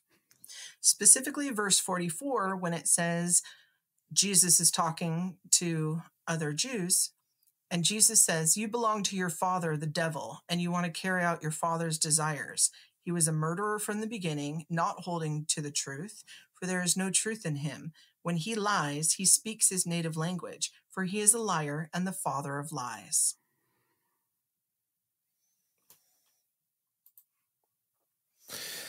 Bringing that heat. Couldn't have said it better myself. Out there spitting fire. Yep. Calls him how he sees him. Yeah, so at least I waited to the end of the recording to drop that bomb, right? Yeah. Do you think clearly it's a warning that they put out there with the but like remember what I told you about the different Vedic times? Yeah. Where the next one was the gods come back and live with us? Yeah. See, in the old times, the gods lived with us too. That's how you got the Canaanites and Babylon and all these things. They were able to see and touch and talk to their gods. Their gods were able to phase in and out of their dimension, which is why their gods would kind of just show up whenever they wanted, and people knew their names in order to conjure them or beckon them. That's why when people come up and tell me, especially certain people who like to go door to door, and they will come up and say, "Well, you should join our church because we know the true name of God." And my response to that is, yeah, there's other things that you need to know their name in order to conjure and control too. It makes me... That to me is not the divine creator of everything. It doesn't have a name. It kind of reminds me back to that whatever I was encountering with whatever that entity was that was in my house. And when I heard Sarah say, "Be careful, it keeps changing its name. It keeps changing its name." That's exactly what I thought of when I heard you talk about that. Yeah, that's... I don't know how I feel about that. And also they are legion, because there are some that travel in packs, and then one pops up on occasion and is dominant, and then they start circling. It's a very complicated description. Yeah. So it's hard to get them out because you have to know all of their names or get at the core that they are legion and just cast them completely out. Hence why they changed their names. Great. Well, I mean, we are in this for the long haul, so. You asked. I mean, I did. It popped into my head when you were talking earlier about shadow beings, right? Because I got the one in my house that does the same thing every time, moves the same path, and it's harmless. I equate it to me doing the same ritual before I go to work. It's probably doing its ritual for the day, just getting ready. Yeah, it's a reoccurring memory loop. Yes, that's exactly what I thought. But then you talked about the nefarious ones, and it led me to the encounter I had with whatever the tall guy was, and it not being cool. So that's great. That's really, really good time. Yeah. How you feel about that protection now, huh? That's really great. What about shadow people that hang out with you and you don't know it? If you don't feel them with malice and they're not doing anything, they're probably just, interdimensional beings, like doing what they do. Yeah. They're living their life. I mean, like I said, we coexist with things, and not everything's trying to interact with us. We coexist with so much that doesn't want anything to do with us whatsoever. We live side by side, right? Like my gnome encounter, for instance. Like, he knew I was there. I was talking to him. He was basically saying, like, I don't really want to talk to you, lady. Like, I got my job to do. Kick rocks, lady. I'm out of here. Yeah, like, I'm super excited. You're excited, but, like, please leave me be. I got a job to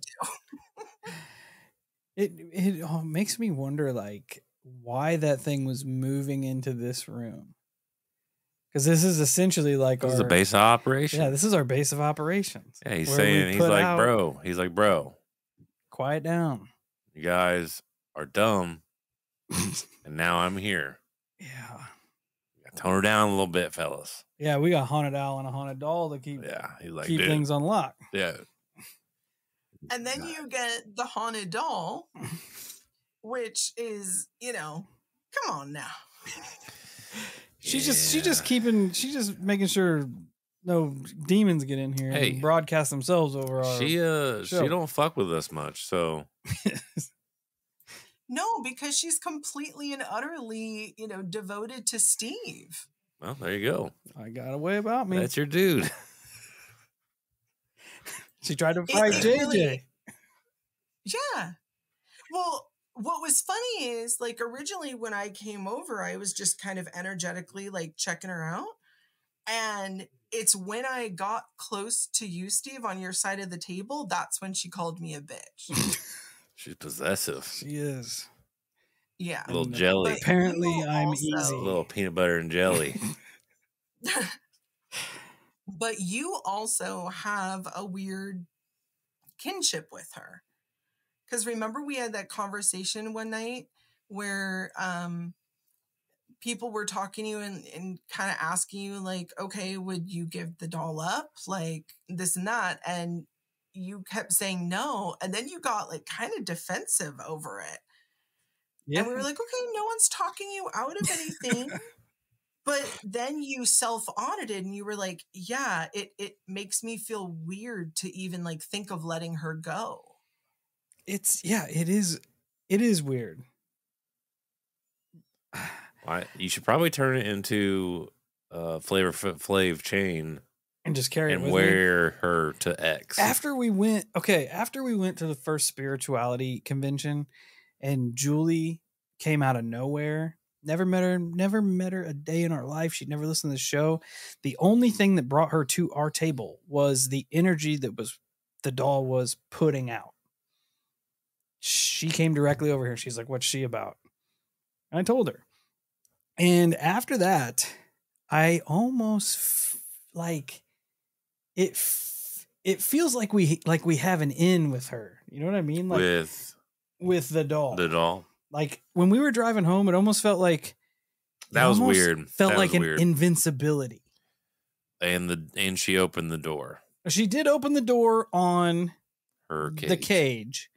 But the cage doesn't keep anything in any way. Julie told us that. She's like, there's nothing here. Like, this is for display. And I'm like, well, when you put it that way, she's like, yeah, look, there's gaps in between the glass. And she's like, if anything wants to get out of there, it's going to get out. I'm like, okay. Yeah. All right. But by the time we did get home, the door was open in the back of Kyle's car. Oh, yeah, 100%. But I feel like she's on our side. Does that make sense? Yes, 100%. Like she's rolling with us. Because you've gone into a contract with her. Well, that's on you. Well, that's fine. And as long as she chills out, she's Julie, like, look. Julie said definitely don't eat and drink food around her, and we definitely do that. Yeah, because I'm thirsty.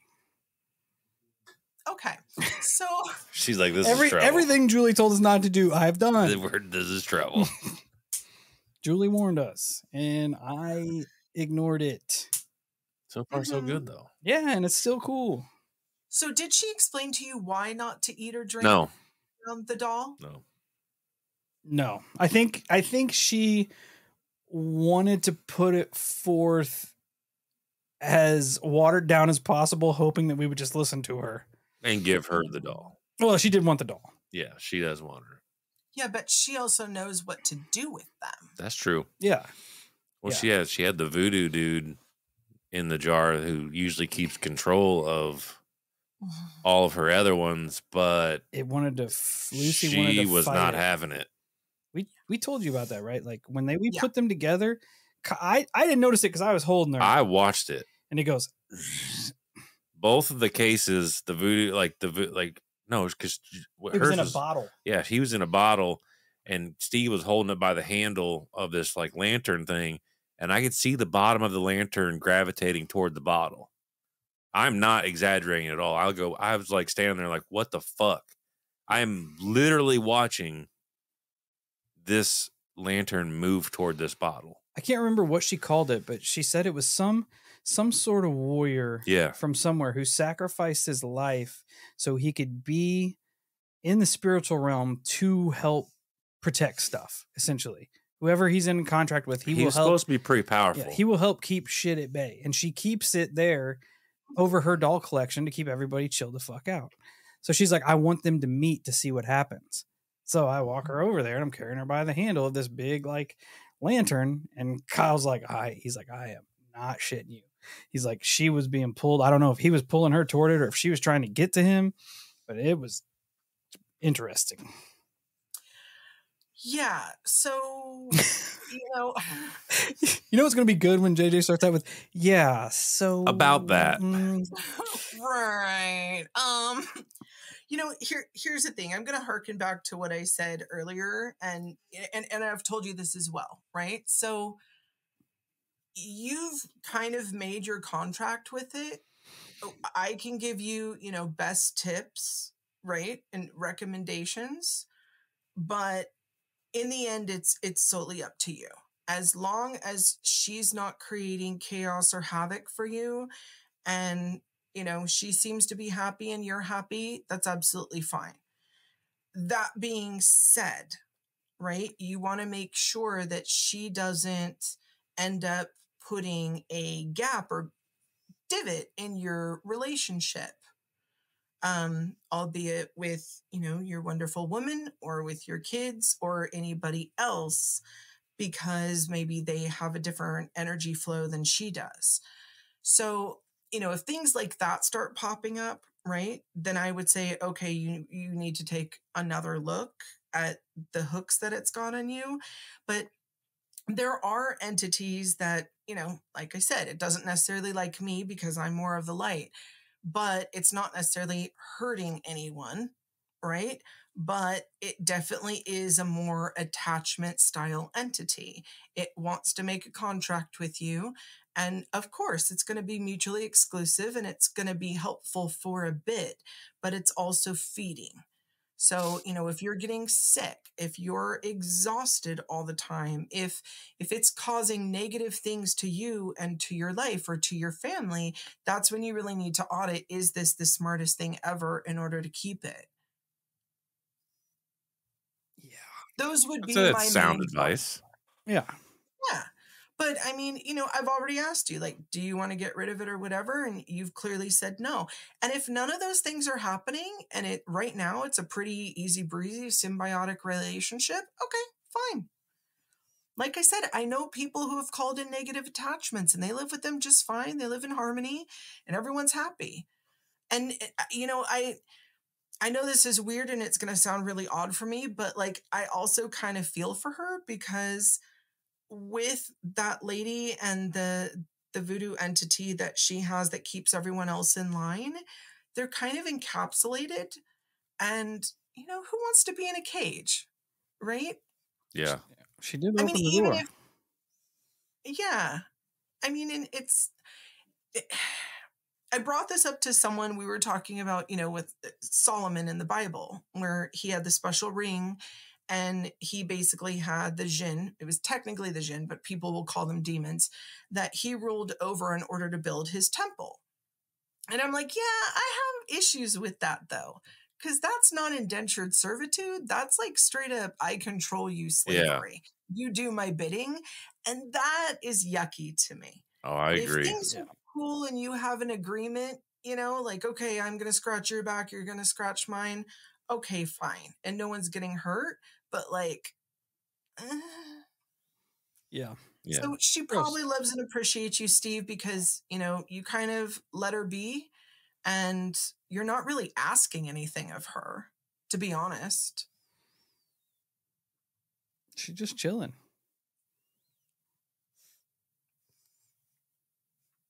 That's all she does. She just chills. She messed with the setup once. She's recording her own show one time, but that was it.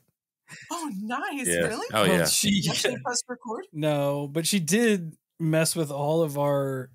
We say she did, but because we don't really have any other explanation for it. I keep the room locked up whenever we're not in here. Like legitimately locked up. Yeah. And whenever we're done, we put all of our levels on our mixer down. Well, we come in one day to record and they're all jacked up. They're all janky as fuck. Kyle's like, were you trying to record something in here? And I'm like, oh, I don't even fuck with that. We're like, strange. Yeah, because they were definitely messed up. And that's why I asked. Did you take a picture? We automatically set them all back down. Yeah, no, yeah. Oh, dude, because so with stuff like that, take a picture and start looking, like, especially if there's numbers, and look at like the numbers that it spells out. Damn. Yep, didn't think of that. Me either. I know, we need to be smarter. Like I said, we're not good. Okay, so let me tell you this really weird thing, and I promise I'll shut up eventually. So when I was reading the Eighth Tower book by John Keel, right? I was reading it technically with like 3 other people. And I started seeing these words that were misspelled. And there were 4 of them. Could it be bad editing? Yes. I read tons of other books and they absolutely have, once in a while, like about comes out as another word or something, right? Abound. But what was really weird is when I put the words together that were misspelled, here's what they end up saying. Hinder stones willing dearth. And dearth means scarcity or lack of evidence. So, sorry, not hinder, hider. And the reason I bring that up is because I had gotten this weird thing about these 7 stones. And this person came to me. It started coming to me. I had no clue. No one seems to know anything about this 7 stone legend that according to 3 of us, we absolutely know exists, but like no one knows about it. And so when I'm reading this and I end up putting together all these misspelled words and it says hider stones willing dearth. And I'm like, that has complete and utter evidentiary value to what it is that I'm looking at with these 7 stones. That's weird. That is weird. Hider stones, willing dirt. Yeah. Is it a different language? No, it's English, but hider, right? Like, okay, the word should have been Hitler, but it was hider. And then stones should have been the word stories. Willing, and then dearth, scarcity or lack of evidence. And I know I'm probably not making total sense at this point, but when it comes to what's happening now with the veil not coming up and us going into this convergence and all these different, levels starting to mesh, it just makes sense. And so I had this other experience where I was trying to meditate and I kept hearing this weird noise and I thought it was my turtle tank filters, but I realized it was repeating and it was like repeating the same like Morse code. So I listened for a couple minutes and I wrote down, the beeps and dashes. And then I got up to go over to the filter. And the minute I got up, it stopped, which makes no sense, right? Because me standing up doesn't make any difference on the turtle filter. So then I sit back down again. It doesn't start, like it's done. So I look up the Morse code and it was a very clear message. And I totally could have missed that. And it was a message that I was trying to meditate actually about in order to get the answer to this question. But I would have missed that I was getting the answer and didn't even have to do the half-an-hour meditation just because spirit was communicating in another way. It makes me wonder how much stuff you've missed. Yeah. Oh, I'm sure a ton. Because we have a turtle tank. We have a ready slider. And I know the noises that you're talking about. And it makes me wish I paid better attention to literally everything around me. And I don't want everyone to think like everything is trying to talk to you. I mean, sometimes the refrigerator is making noise because it's making ice, or you need to change the filter, right? Like, or, needs a better level. But there are times when you're consciously thinking of, I would like the answer to XYZ, and something that you think is kind of annoying happens. Like, just stop for a second and think, is it annoying because it's trying to get my attention and give me the answer? Because what I'm finding lately is most of the time it is. We won't even go into the times when my Alexa has turned on all by itself and started playing songs that the lyrics quite literally answer the question that I've been pondering. That's weird. That's awesome. Yeah. But I still will never get an Alexa. Do not trust them. I figure they're listening one way or another. Yeah, so, I agree. That's where I'm at. 100% agree. Not gonna lie though, when they go off kind of randomly in the middle of the night and just start playing songs, I'm like, oh. Immediately it's bad enough that my motion sensor light goes off. You need to get a camera though and put it closer to the ground because most of the time the things are small. Oh, I hope it's a gnome with a red hat. Pretty sweet. Watch, it's gonna be in like a frisbee-sized UFO. Yeah, that'd be my luck. Gnomes get off. A bunch of little grays running by. I'm like, that's not as cool. Don't make me unleash it at all, aliens.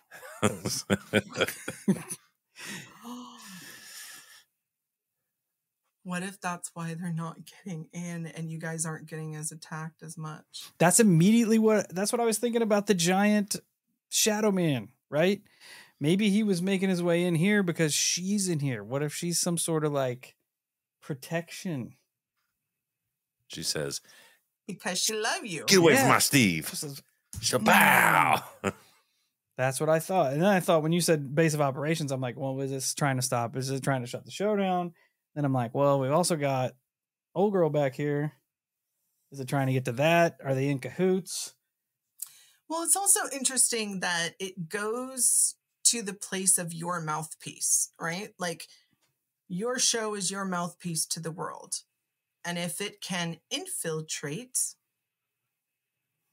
and start altering your messages, as weird, it definitely has with some other shows, then not naming names. I'm just saying, people know.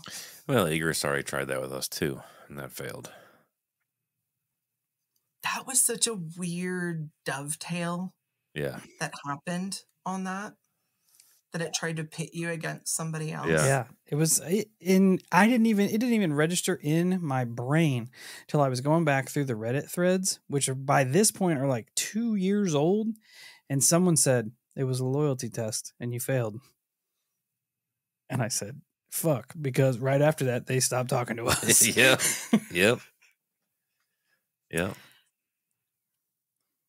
Well, I want to commend you guys. And I know at 40 we all did a standing ovation when you guys had brought that up, of you guys committing to doing the right thing.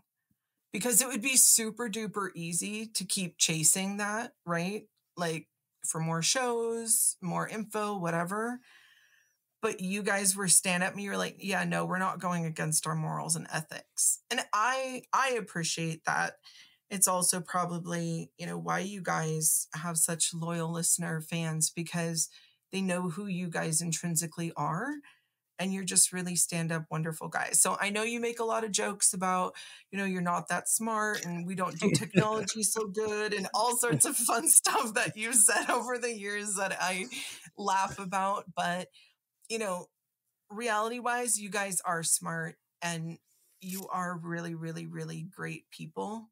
And great people attract great people. So don't forget that, And honestly, I feel like if anything ever did try to infiltrate and really, really turn you, I feel like everyone would know, like, show one.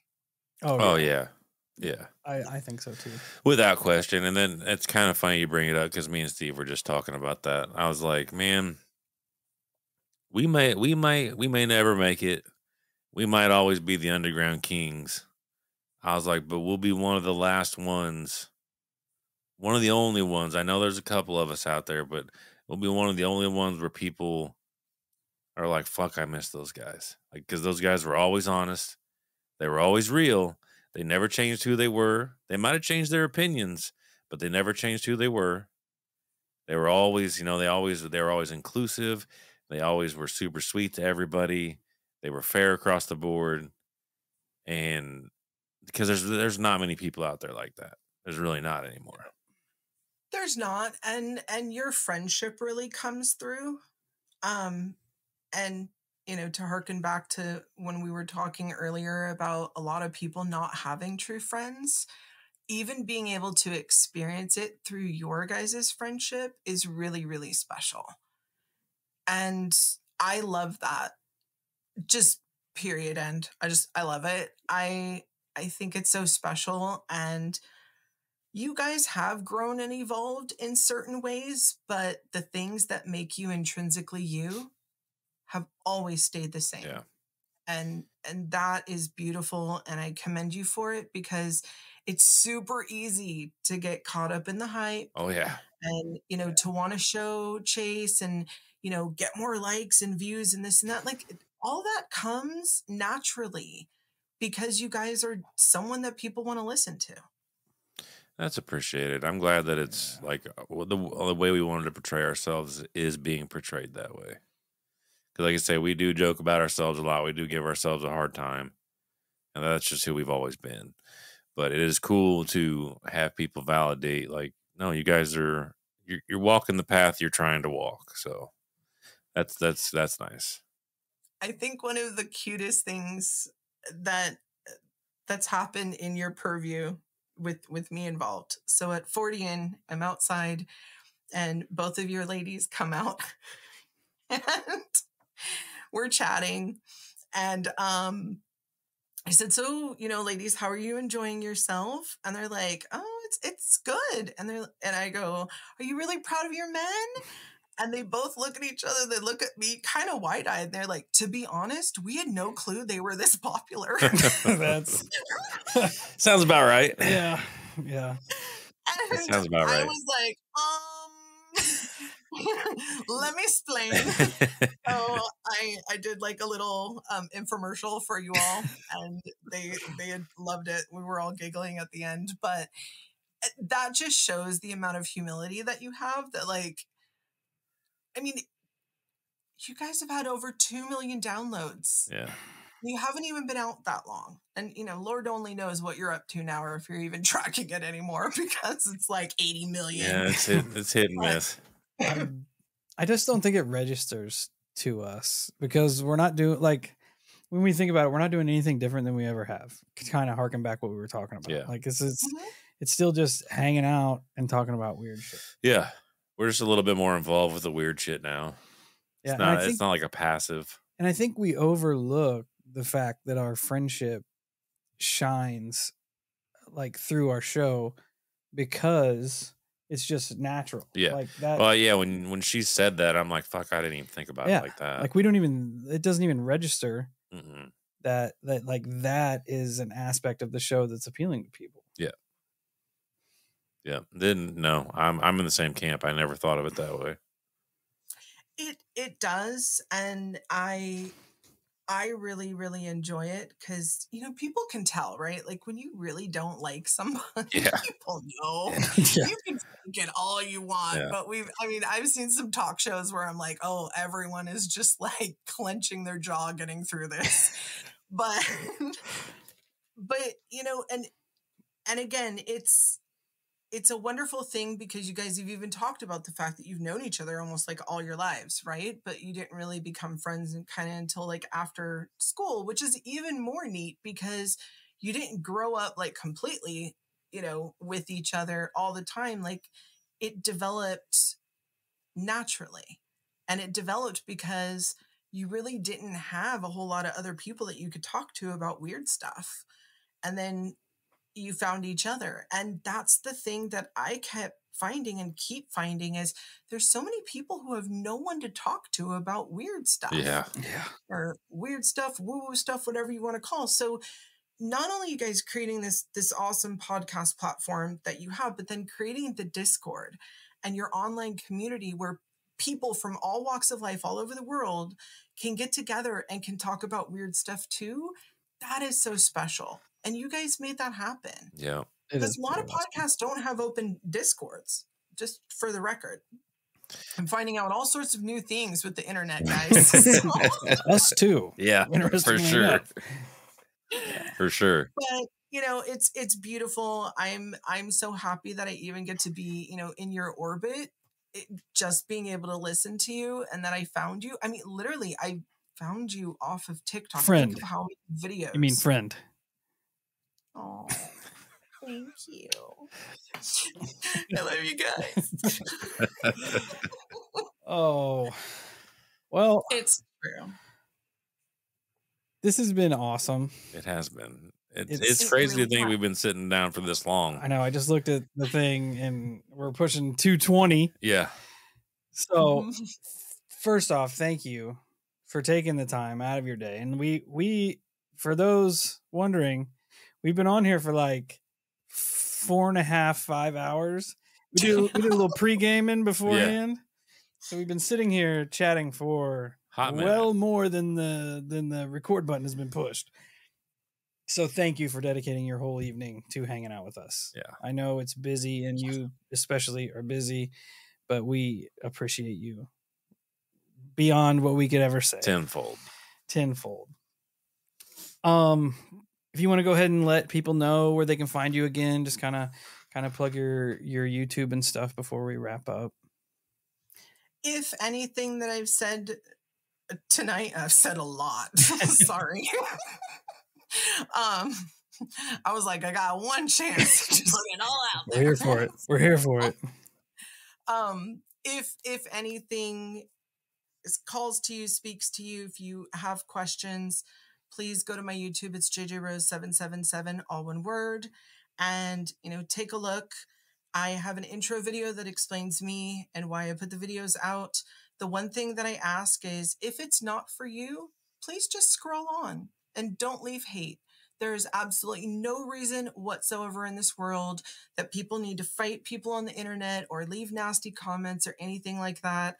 That is just, it's not worth anyone's time and energy. And I mean, I'm not going to lie, as much as I'd like to say I can ignore things, and I can, everyone has their limits, and I am a super strong personality. And I have no problem putting people in their place if you want to come at me stupid. So please don't. But if you would like to learn more, my YouTube is the place to go. If you have questions for me, please email me, lightjjrose777@gmail.com. And, you know, like I said, my link tree, I know you guys will have it in the show notes.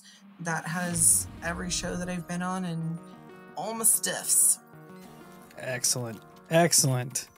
It's been an honor, you guys. Again, thank you so incredibly much. I'm overjoyed. I told Spirit, I said, okay, when I'm on Holosky, I could retire. And then you guys never asked me on. I was like, okay, maybe I need to like take that circulation off. And within a month, you guys asked me to come on. So, we toyed with the idea for quite a while, and then like it just kept. Things would get in the way, and things would change, and we'd have to change this and change that. And I guess it was just the time was the time. Timing is perfect. Yes, absolutely. And it is an honor to have you as a guest as well. Absolutely. With that being said, Holo Cult, thanks for hanging out with us today. Check us out at all our social medias. And until we meet again, stay safe, stay weird. And I'm going to throw this one to JJ. If you would like to leave the Holo Cult with one final piece of wisdom or advice, the floor is yours. Be of light. Be of light.